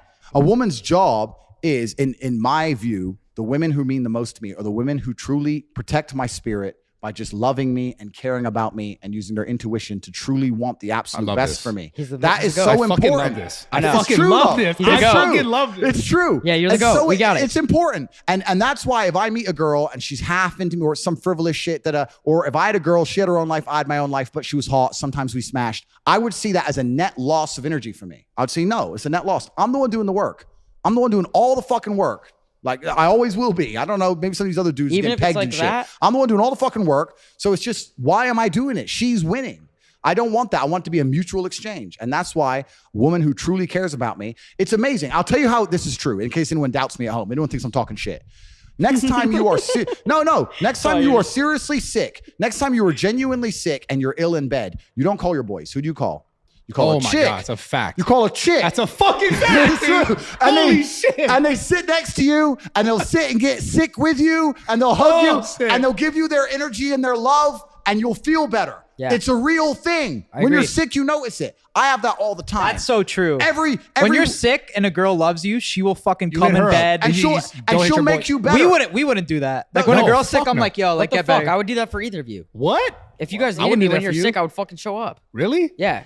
No, I wouldn't do that. We don't want you to cuddle in bed though. No, I don't you want to but it's cuddle, not but even I'll that. fucking I'm saying, Postmates. even if you're sick, you don't want your boys. You want a chick because they have a healing energy. Yes, They love bro. you. A sick blowy doesn't hurt too. That's true. Fuck that. It's a healing energy. So my point is that Okay. why only apply that when you're sick? Why not apply that to your entire life? Why not just every single woman who sees you? If I walk in the room and one of my chicks sees me walk in the room, I can see in her eyes like it's like Christmas. Yeah. That's what I want. I don't want just some bitch who's hot and I just fuck her. Jacob, That's a can you get me loss one of for those? me. I'm not interested in that. Tropical? So I Such a don't good pick. I don't perspective. pick up chicks anymore. I don't run out here Do picking you up have chicks in do you have a Dubai. It's main boring. girl? I'm not going to talk about my personal life because I'll tell you why. Because there's feral psychopaths who are out who have attempted to destroy fair. me. I So get I have to be that. very careful what I say now. No worries. So like, there's literally feral psychopaths who are on a mission to try and. Salim came in for a question Yeah. here. Oh yeah, run it. Go Oh, for no, it. no, no, I'm gonna blend in it. I was gonna say, I just think this is the kind of stuff that I think is so important for young men to actually hear. And this is like just not talked about enough. The fact that like having relationships with a woman is not just about sex. Like, Absolutely. it's about also all this other stuff that we're talking about, the energy, like how you feel in it. And I was talking to the boys earlier about like, I'm trying to settle down. I'm trying to have a kid in general. But my biggest issue was always like just allowing myself to fully, in a sense, be okay with myself. Like Yep. I've struggled with that my whole life. Yep. And I'm kind of at a point in my life where I'm trying to like decide who the right person is for me to like basically have a kid with. Yep. Right? I'm 33 years old. Yep. And it's something that I really want to do. How do you know when is the right time and how do you know when is the right person? And I was kind of talking to them a little bit about it, but I just wanted your perspective on this. That's a really good question, man. That's deep. it though? One. It's a good one. But it's, No, it is. I asked it though I know he because said that 3 when I look for things, I look for everything you just said, which is like who's the person that you go towards that is like healing, that is like loving, is more than just pussy and some whatever, ass, whatever. So let me apply it to a slightly different scenario. Let's look at it from a business perspective, right? So I probably have maybe 90 to 100 people who work for me. And I would not, if I had somebody who wasn't very capable, but was absolutely and utterly dedicated and completely loyal, I wouldn't fire them. Whereas if I had a guy How? who's, no, I'm not saying they're complete useless. I'm saying they fuck up a bit in there, but they try their absolute best. They're loyal to the cause. They're there on time. They really give it their all, and perhaps they're not as capable as some other people. Okay. I think loyalty and absolute dedication is an extremely important thing. Sure. Yeah. If I were to have a kid with a woman, my biggest thing to look for above looks, above even her intellect, it would be two things. It'd be one, the family she has around her, and we'll talk about that why in a second. And two would be how dedicated she is to me. If you were to give me a woman and she was dedicated to me to the end, and I could see it. No matter what, I'm the man she wants. She only talks about how I'm the only man she wants. She doesn't want anyone else. That's what I'd be interested in having a kid with, because you never know what's going to happen in life. And if it all goes wrong for me, I can't be sitting in a cell thinking my baby mama's fucking somebody else. I can't handle it. So I need that dedication. The second thing when it comes to kids is family, and I'll tell you why. And this extrapolates out. This is actually very important, because when a man, I think a lot of the reason why men today, especially older men, are slightly a bit unhappy is there's always going to be a degree of rebel or a degree of adventure that every man needs to feel satisfied. And once you have a child, if you completely get rid of those things and only live and exist for the baby, especially when it's very young, when it's older, it's a bit different. When you exist only for the baby and become a second mother, you're going to be very unhappy as a man. You're going to need your time away as a man. And the woman's going to be stuck with just the baby and be unhappy. And in my experience, people I know, if you find a woman with a good family, like she has a sister who has a kid and her mom's around and the family unit's strong, and they say it takes a village to raise a kid. Yeah, you know, course. if there's other women and because women are great with babies. Sure. They love that shit. So like, if you were to ask me if I had to have a kid, who'd be the ideal target? It'd be a woman with a couple sisters and a mom, and they all have young kids. And now she has a kid, and they get to do a bunch of kid shit together. And I don't really want to go see Frozen. It's bullshit. I'm out with my boys. I'm in the gym. They're doing the Frozen shit. Boom, boom. You need a good family unit, and you need someone who's dedicated to you. And then, bro, Brad, if she's Frozen, a 7, Brad, I shit. gotta ask something real quick. Wait. What if you really love this girl, right? But she has crazy daddy issues. What does that mean? Like she doesn't talk to her family, she doesn't talk to her parents. That's fine. I'm just talking about an ideal scenario. Do you make exceptions? Like, yeah, of course I'd make exceptions, but you can also extrapolate that, right? So you can fix the problem. So let's say I found the perfect girl in every way, but she didn't have a strong family unit. I'd fix that myself. I'd go to Tristan and say, cool, who's your main chick? Bang. All right, these two chicks are going to live together. Bang, you knock her up. I'll knock my one up. Boom. Now she has her own family. Bang. Hey, wait a sec. Bro, you're fucking crazy. Wait. That's too good. Done. Fuck. It's done. You're not. did you have that planned? No, it's just the truth. Bro, you're a fucking comedian. Wait, Slim, though. get in here. But it's not I'll fix 100%. I'll fix the issue. Bro, But you need women around you. You need the baby atmosphere. Boom, let's make it. Bang, But now bang, you gotta bang, convince. But now you gotta convince Tristan to have a kid with some girl that maybe he doesn't want to have a bang. kid. He's upstairs. Walk. Do this. Cool. Yo, you're so. Done. I understand what you're saying. Though. I but understand. you can also create an environment then create an environment around it. Or But why introduce, not? Why not? Or no. Introduce her to your family, your That's what I'm sister, saying. your mother. Why not have Get a Tristan family be unit. her new brother? Get a family unit. I think that it takes a village to raise children. I think some of the biggest problems with the world today are now that a lot of people are isolated and the nuclear family is kind of broken down. I know when I was young, I was raised with a bunch of cousins, aunts, uncles. That it's not so much like that anymore. I think it was better when we were larger groups. And I think that if you can try and keep that involved, it's also a lot better for the man because you're going to need your freedom. Yeah. You can't just, I've had a baby now, so my life's over. And I think with women, to a degree, if they have a baby and they sacrifice certain parts of their life for the baby, for some reason, I think they're more biologically positioned to do that. If you look at men, there's studies that show if a man hangs around a baby, his testosterone level goes off the roof and they get depressed and all these things because you're just not set up for it. I mean, I've been around children crying or screaming and the chicks don't seem to care, but all the men are like, it's just a thing. No, the It's guys just are a thing. stressed. It's just a weird thing. So I think that you need to keep that in mind and plan ahead for it, and then you'll be happier overall. Andrew, how would you deal with a father that doesn't like you? Like, say you're with a girl and like he's just not fucking with you. Yo, that was a very that felt I really really want to personal. know. Yeah, That felt super that's personal. okay. I'm serious. That's I okay. wanna know. Okay, so I would. Yeah, how do you impress the fathers? Yeah, I would accept that. I feel like you're good with dads. Yeah, No way. I am. I've never had that scenario, But but what about your relationship with your father? me and my dad always got along. creating your so value. well. But I would accept that everything in life is my fault because that's how I work as a person. I would accept that him disliking me is my fault. I would be a man about it, and I would ask him what he's unhappy about, and he might be fucking right. I'd sit there and go, what do you dislike about me? So just confront the dad. Not confront in a negative way. I'll just say, look, I'm here with your daughter. I really care about her. She's made it clear, or I get the impression that you're not particularly happy with me. Is there anything I can do? I just want to show you respect. You're a bit older than me. I want to show you enough respect to ask if there's anything about me that particularly upsets you. It's a power move. And because he'll respect you more. Men respect men who stand up for themselves. Yeah, 100%. So the first thing he'll do is respect you more for even asking instead of hiding away from the dude. If you say it in a respectful that's way. You say it in a yeah. respectful way. And then he'll give you a bunch of answers. And then you have to be non-emotional and be professional. Listen to the answers. Don't get defensive and sit there and go, you know what? 70% of them are probably So what do you fucking think's right. better? What do you think's better, like to be supportive or tough love? In what scenario? Your have no your context. father with your son. Why do you think? Sorry. Why do you think That's it's so something I went hard? through, Brad.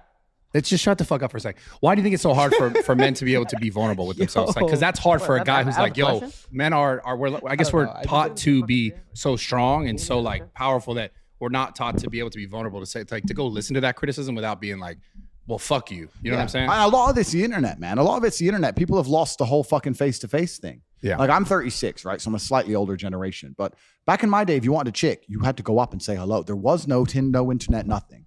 Everything was in person. You want to do a business deal, it was in person. It was in person, it was in person. And I think a lot of men who, if their dad doesn't like them, would be too scared or too intimidated or too nervous or too egotistical or arrogant to just go and sit there and say, bro, she's your daughter. I'm telling you, there's not a dad on earth who I couldn't sit there and say, listen, I understand you've seen things on the internet about me. I understand the media said a bunch of things. I know she's your daughter. You've raised her your whole life. I can see how close you are. She really loves you. She talks about you in such a positive way. If we're going to be together a long time, I'm going to end up part of this family. That must be so tough. Would you like to talk about it? Let's see what he said. What he just said. He said Well, that must be so tough. The point is, why do you think it's so hard for people? But if you shut the fuck up for a sec. Shut up, bro. For real. Why do you think it's so hard? It's hard. It is hard. And it's hard because the internet has destroyed, it's made everyone socially awkward.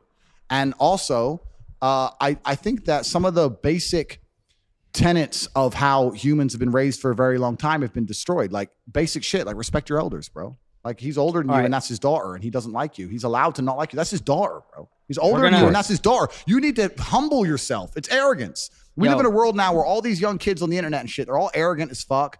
And if I'm going to humble myself, right, Mr. fucking $200 million, and I'm going to humble myself to go sit there. Is that what you got? Is that what you got? Is that what he That's cap. Snuck it in. But no, if I'm going to humble myself, you have to know your position, right? No one's top dog all the time. Never. I may be top dog in certain scenarios. Who do you think's top dog to you? Bro, let him answer the fucking question. I may not be top dog. Steiny needs air. Yeah, dude. I may be top dog in certain scenario, right? Yeah. In certain scenario, I'm top dog. But if I go skiing, I'm not top dog. I can't ski, right? So when it comes to a man raising a woman or raising a daughter for fucking 28 years or however old she is and dedicating his life to her, knowing he'd take a bullet for her, you can't be the top dog and go, I don't owe this man an explanation. You have to humble yourself and sit there and say, listen, he's upset. And I'm telling you, by even asking the question in a respectful way, you've already taken one step forward. You already have, regardless of what he says. Now, he may say a bunch of shit that you can't help. He may be a piece of shit. He may be racist. He may be whatever. But it's good to at least hear the man out. And you may be surprised. I guarantee 95% of the time, he's just going to say something like, I don't think you're serious about her. You don't care about her. And you can probably fix it. Yeah. So if a dad wasn't that's a power move. If a dad wasn't that into me, I'd fix it. Everything in life is my fault. He has a perception of me. That perception is my fault. And I would address the perception and attempt to fix it. That's why I've never had parents, any woman I've been associated with ever, just like me. I've never had it. Are we going to see a baby G soon or no? Of course. How far out? One on the way? Listen, if I had... Baby G? We need a baby G, bro. If I had children, I wouldn't say on the internet because feral psychopaths are aiming to destroy me. And when I have children, I will not say on the internet because feral psychopaths are aiming to destroy me. So maybe you have some. My children will grow in anonymity because I don't see the point in flashing them off on Instagram. And also, my children will not grow rich because they need to be poor. So I don't. All this lifestyle they're gonna get fucking none of. So inheritance. What do you think about that? I know that the best possible start you can have in life is to be from good parents and no money. So I'm gonna make sure that happens. I'm not gonna be having rich kids. I'm not gonna have spoiled kids. So so that's the answer. That's the answer. You can fix the dad shit. You can always fix it. No, you're the GOAT. I mean, that dad shit is so interesting. These guys are. Salim probably hasn't. Salim's got some questions. That shit. I mean, obviously with you, that's like a totally different story. But for me, like with videos, because I do videos with girls all the time. Yeah.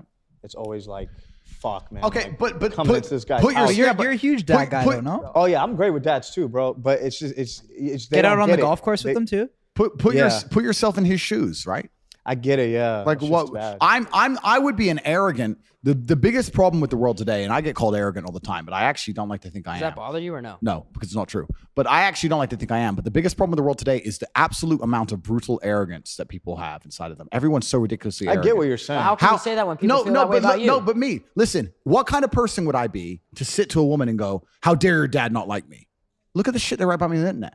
Well, how arrogant would I have to be to go, fuck that guy? That'd just be dumb. I'd be like, I completely get it. Let's go see your dad. Let me go talk to the dude. Yeah, I think this thing comes down to like people are just not comfortable enough with being vulnerable. Completely. And they're not comfortable with normal social human interaction. I hate But I mean, that's okay. I kind of like it, man. I don't like it. It's kind of interesting. Okay. How do you think? It's always nervous the first time. How do you think someone would you be can the godfather to my son? Yo, you're clipped right now, huh? Yo, shut the fuck mix up in a for water, second. bro. Chug a sparkling water. Would you or no? We'll talk about that later. Okay. Andrew, we need to drop you off at IKEA, bro. How do you think a young male can allow himself to be more vulnerable? Yeah. Like, what are the steps he can take? Because I think that's the biggest problem, because a lot of it is like being unwilling to confront something within themselves, or being like, in this sense, being able to confront the dad because he can't take that criticism, right? Yeah. So how do you think a young male can build vulnerability in himself and be comfortable with it? Yeah, and that's a really good question. And I think you're never going to be good at something you don't practice. How do you do that? You just have to understand it's part of human nature, and life is not always about being comfortable, and you just have to practice it. And like I said, you can get a sales job, or you can practice it, or you can go to the, I think facing confrontation in your life in general is going to apply. But yeah, a load of people are living very sheltered realities. There's a whole bunch of people who are just sitting on the internet, swiping on Tinder, talking to girls by text message at first, half knowing her before they meet her. And then when they meet an older dude who wants to sit there and look them in the eye and say, look, you're banging my daughter and you're acting like a piece of shit on the internet. I want to know the truth about it. They're going to sit there and go, oh, this is weird. It's not weird. You're weird. You're the weirdo. He's not the weirdo. He grew up in the normal world. We've grown up in a world now which is completely and utterly fucked. Morality's fucked. That's Everything's actually very fucked. true. Well, we're the weirdos. He's not bro, weird. I gotta ask one thing. I'm curious. What do you think the percent of males, their success, like their reason behind wanting to be successful, is to get a girl? I think that status signaling has been the same since the dawn of human time. Do you think it's more money or they want a chick? I think that status signaling has been the same since the dawn of human time. I think that peacocks have feathers for a reason. I think the reason the kings of old got gold and conquered land was for pussy. I think men have always been the same. We've always wanted to signal our status to get females. Yeah. And nothing's changed. Sure. We don't want the big house and the nice car because we want to walk around a huge house to go toilet, and we want to break speed limits. A lot of it is just a status signal to show the world, look, I'm important. Look what I've done. To be accepted. To be accepted. Why Yeah, do you it's status feel love, signaling. bro? But that's It's what I'm saying. status Why do you signaling. think guys are so afraid to say, yo, I wanted to be successful. I wanted to make all these millions to get a girl? But it's not about being afraid to say it. I think that's just I think that's a given. It's not about just to get a girl. You know what men also want? Men want respect of other men. Yeah. We want to be seen as we want to be respected, right? We don't want to walk into a room and not be respected. Sure. So there's a lot of things we do to be respected. It's the reason it's the reason he's so fucking big. It's the reason I fought. It's like you want to be respected. You don't want to walk in a room and everyone go, fuck this guy. Right? Yeah. You want to be respected by men and women alike. We're social animals. And this is why Alexander the Great conquered the known universe. This is why Genghis Khan conquered basically the whole world and said, find something else for me to conquer. Don't give a fuck. Find somebody and take it. Because you want to, I'm the top G. That's life. That's why I conquered the internet. Yo, Dr. Tate. Dr. Tate. You're the GOAT. Straight up. Like I mean, I grew up without a father in that sense. The reason why you talk about being big, like the thing that had me in the gym that made me feel like, okay, this is why this is so important to me, is because I wanted to be accepted.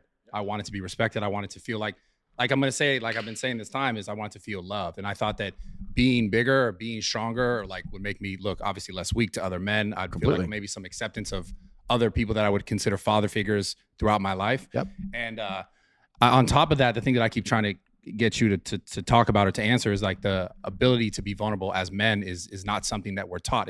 In fact, it's something that I think we're taught to not be vulnerable, to not be emotional, to not. But Tate, you're not a big vulnerability guy, though, no, he's not. I just want to talk about it. But that discomfort that you just described has led to a massive positivity in your life. Absolutely. I can say the absolute same thing for fighting. I decided to go out and learn to fight to the level I learned to fight because I had a couple fights in school and I won them, but it was kind of close. And I was like, that was too close for comfort. And I thought, fuck it, I'm going to go learn to fight. And it's absolutely often discomfort and trauma and bad things that will motivate you to go and do the most amazing things. Like we said earlier, you have to take the negativity and use it in a positive manner. Like we said about stress, it can go in different directions. I'll tell you right now, if you were to say to me, Andrew, you have to make double the money you're currently making, what's the number one emotion you want to feel to do it? I'd say heartbreak. Yeah. Stress? Break my heart. Break my heart. I can't sleep.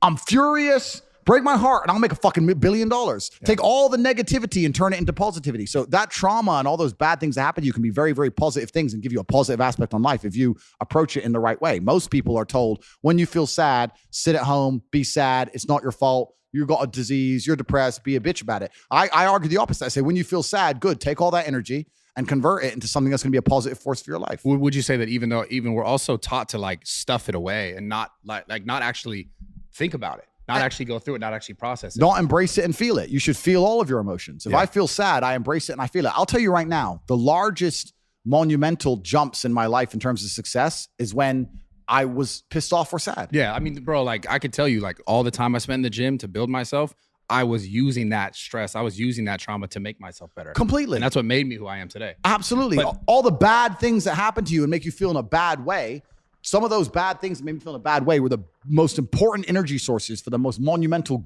jumps in my life. The biggest, my biggest achievements. I just feel like people should be taught to be more vulnerable and raw with themselves, to allow themselves to see that truth so that they can make that progress in their life. And not enough people are comfortable with that. Completely. They need heartbreak made me go crazy. Yeah. Good. But you went crazy. And this is the thing. You went crazy. Like success, though. Good. Perfect. But there's a whole bunch of men who go crazy and just fucking call a bitch a trillion times. Should have gone to the gym instead. Same energy in a different place. So yeah, you have to feel vulnerable. You have to feel the emotions. And whether they're negative or positive, you have to embrace them and turn them into the best possible fuel to send yourself in your life. Is there anything we haven't covered that you want to talk about? Why are you trying to end the fucking podcast, dude? I'm not. Come on. No, I'm just saying. Yeah, you got any more questions in that little list? No, what You didn't want to answer them. Those were fan questions, Andrew. They were fan questions? Yeah, you think I would write No, something he like wrote that? those in the car on the way over here. Sorry. Yeah, You got a guy like that and a guy like me too that were like, yo, this guy's fucking pushing us to be better, but that's never seen. Yeah, I understand. I understand, but I think that personally, I think I'm in a redemption arc, and I think that whether it's the Bible or the Quran or a superhero movie, there's always a guy who's misunderstood and everyone thinks he's bad, and then they realize they needed Batman after all. Can I join your team? Listen, 95. Like I said, my team are monitoring social media contents in real time. This guy's just jumping fucking Steve now. What's going on here, dude? It's cool. Come on. It's like peers all over again. You know? My boy, though. Wow. But no, it's already happened. It's already done. And I have no problem with people disliking me. I didn't go on the internet expecting everybody to like me. I know there's a bunch of people who are going to misunderstand me. I know I'm doing good for the world. I live with a pure heart. I know that I'm a positive influence. I go to sleep with a clear conscience, and that's what matters more to me than a bunch of bullshit and idiots. But yeah, what Brad was just saying is super important. I think that if you look at any man who's very good at being a man, most of them have had extremely traumatic lives. Yeah. If you're going to talk about the most brave man you can think of, he's been through trauma. If you think of the best soldier you can think of, he's been through trauma. You think about anything, the man who's going to charge into the burning building, the fireman, he's been through trauma. If you find a man who's never had any traumatic experiences, he's terrible at being a man. Yeah. He's weak and he's soft and he'll collapse and he's never struggled. I know me, and I don't want to tell a bunch of stories on the internet, but I know all the shit I went through and all the pain I had to suffer to become the man I am. And every time I meet another guy who has his life in order, it's the same story. This fucked me up, but I thought, fuck it, I'm going to attack the world anyway. Yeah. And that's how it goes. So as a man, you're right. You're right. You have to be vulnerable. You have to feel it. You have to accept it, but you have to put it in a positive direction. This is what's so dangerous about what we were saying earlier, where people make excuses and externalize because they're taking that trauma and that pain instead of going, I fucked up. She left me because I wasn't good enough. I'm going to become better. Instead, she is the problem. It's there. And then they lose their ability to go and become something. They lose their own motivational force. And then they sit there with a fucking ego and arrogance and go, I don't need to become any better. I can stay a jackass. It's all her fault. I'll find another one. And then it happens on repeat. And it just ends up a downward cycle of dumb shit. Do you think social media has added to be like, is it a net positive or net negative in this situation? And then social media as a whole, do you think it's net positive or net negative? That's a really good question. I think that certainly social media is definitely amplifying the depression amongst the population. I think that Instagram would be very depressing to have as Joe Schmo. Because of the comparison. Because of the comparison, man. Yeah. Like if you're just the average dude on Insta. Let's put it this way. I'm 36, right? In fact, I don't know why I'm saying that. I'm 35. I'm 36 in a few days. So I'm almost 36. But in my generation, if I think of the people who I went to school with, a couple of them have Instagram, but they're very, very successful. And all the others who don't have Instagram, like about 80% of the people I knew from school don't have Insta. And when I've met them in real life by accident, they were completely just normal dudes. And I think they don't have it because what are you going to show? Right. But who? You have nothing to put on there. So why are you going to digest my content? You're just going to be pissed off, right? Are you talking about the 2 that are popping or the 80 that are not? No, but I'm saying that for a lot of average guys, social media can be quite a negative experience. Of course. Especially for men. And same thing with women, right? You have we got it, girls. But yeah, the fucking... For regular people, it is fun. It would hurt. So I've been that guy though too. But do you use that energy as motivation? That's what I did to get here. Or straight up. Or do you use That's that why energy you just to buy demotivate? followers. I used to Yeah, all DM you gotta you do and is be just buy like, I used to DM Brad and be followers. like, I Sign fucking hate you. Steiny buy What? followers. No, I'm But it's not about buying followers. It's about looking at somebody's By the way, lifestyle. I didn't do that. But go ahead. It's about looking at somebody's lifestyle and looking at the things they have and then saying, you know what, I'm going to get that by hook or by crook. I'm not going to give up. And it's like I said earlier, you can either be motivated by it or you can be jealous and downtrodden by it. And that's your personal decision to make. Let's go. I've never been that guy. If you show me somebody who has something I want, I'm going to attempt to get it. And I'm a formidable opponent and I will not quit. I want you to know we stand with you no matter what. Thank you, man. Straight up. You got us. Still don't fuck with IKEA? IKEA? The furniture store? IKEA, yeah. IKEA sucks. IKEA is still the most depressing place on the planet. Yeah. It is. It makes me sad. I can't go there. It makes Bro, me Tate sad. is the goat though. Yeah. Like you're the perfect mixture of like funny, and if people can't see that you're joking, you're right. They're just fucking stupid. Yeah. But also the mix of motivational too. But not only that, So, we're I never think- gonna conform to the bullshit. You Well, got us which with is you. which is good. We'll And see if they keep this up though, right? We'll see We're, what- we're gonna put it up on YouTube. I told you maybe Spotify, but we'll try it on YouTube and hopefully it stays up. we'll see what happens. But I think that You think it'll stay up? Donald Trump said his would get deleted. I didn't think so, but he was right. Yeah. he was right. I don't know, man. I don't know. I know that Because Well, ours is a big platform too, right? It's big, yeah. we're living in very interesting times, and I don't think it matters whether times are turbulent or the opposite, or they're crazy. I think you still need to just try and become the best person you can be. And I think that by becoming the highest value individual you can be, your life's always going to be a better thing. And I think, yeah, the world's very interesting right now. All this censorship and stuff is kind of scary. But I'm very focused on myself and my team and the people I care about and the people I love. And I think you just keep doing that, Bro. and life will work out I mean, well. it sounds like adversity. That's how you thrive. So it makes sense for this. We wish you the best too with Rumble, all the success. So And I never smoked this ever, but I did it because I was in your house. And I was like, No, here you fuck it, go. I gotta do it. Welcome Hopefully to the this stays up. team. If you guys are watching this, Yeah. watch it. I don't know. Yeah, Hopefully so it stays I'll up. do a quick plug. Drop a thumbs up. Yeah, too. do a quick plug. I Take can a do a quick plug? sec. Drop a yeah, thumbs yeah, up. plug your Yeah. shit. Plug your shit. Yeah. Cool. So I want to make something clear. It's actually interesting. When I became the most Googled man on the planet, I had a bunch of offers from a bunch of companies trying to get me to sell stuff to people, etc. And I've never agreed to any of that. I've been always very, very careful of what I I remember sell. you talking about this. Yeah, I've been very, very careful with the things I sell. And I want to make this is half plug and half telling the world, because also there's some people trying to scam in my name or use my name, etc. The only things I have are available on CobraTake.com. I have the War Room, which is an international network. It's people who all think like me, and we discuss the things we're discussing on this pod. If we're talking about having a group of accountable friends that you can't make excuses for, the War Room's a perfect example of that. And then I had Hustlers University, which everybody attacked and said was a scam. I'd actually like to take 5 minutes to talk about what bullshit that was, because that was yours. a massive matrix attack. Go for it. So Hustlers University was a university in which we taught people how to make money online. It was $49 a month, and we had different ways we taught to make money: stocks, crypto, copywriting, building websites, Amazon FBA, all these different things, right? We also had an affiliate section where after you've made X amount of money in another field, you can then get an affiliate link for HU, and you can sell HU with an affiliate link. So the idea that it's a pyramid scheme is stupid, because there was only 2 layers. There was the school and there was an affiliate link. There was no other pyramids to go to. Also, Amazon.com has affiliate links. You can go to Amazon.com right now, get an affiliate link for a lawnmower, and go and sell a lawnmower with your link and get a cut of the money. So it's like basic internet marketing 101. Yeah. Everyone does it, right? So I had an affiliate program, and when the Matrix attacked me, they attacked HU saying it was some kind of pyramid scheme, some kind of scam.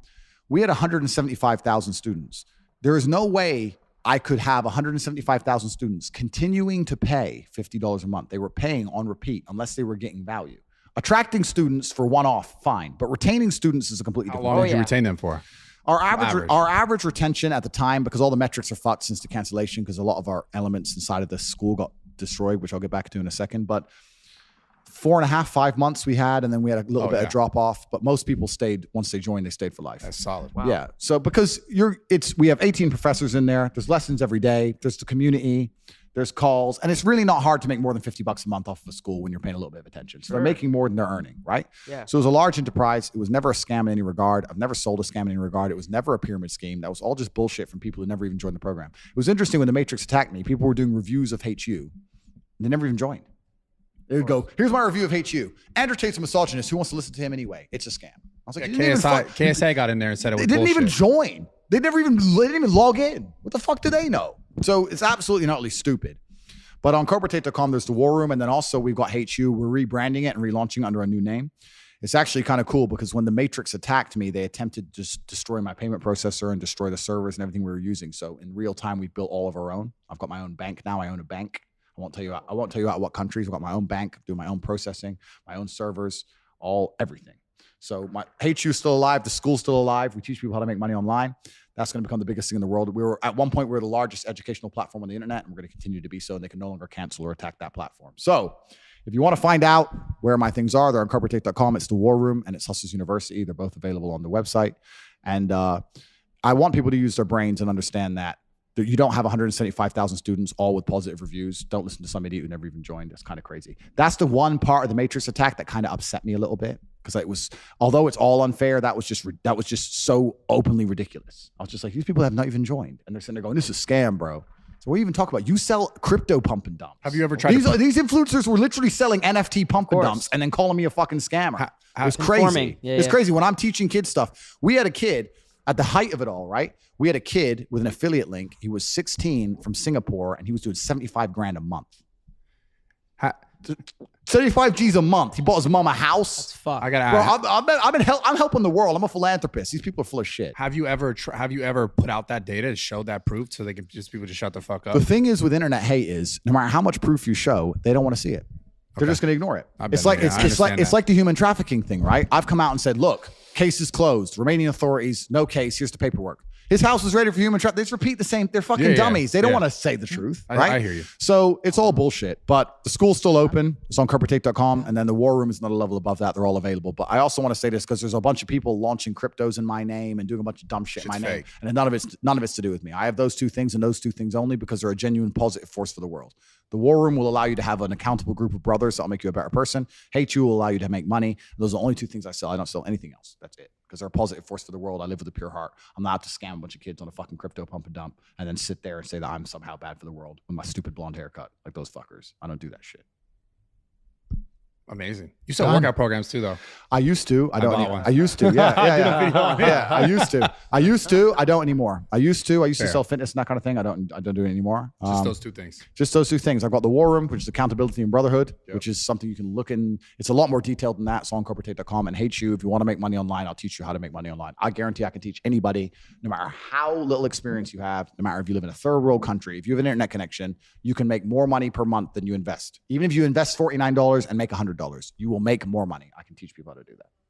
Awesome. Done. Thank you for your time. Andrew fucking Tate, baby. Thank you. Very Let's good go. to meet you. Done. Thanks, G. That was awesome. Thank you, fucking crushed that. Thank you. Thanks, bro. Damn. I just want to keep going. Number 3 coming up. Yeah, sure.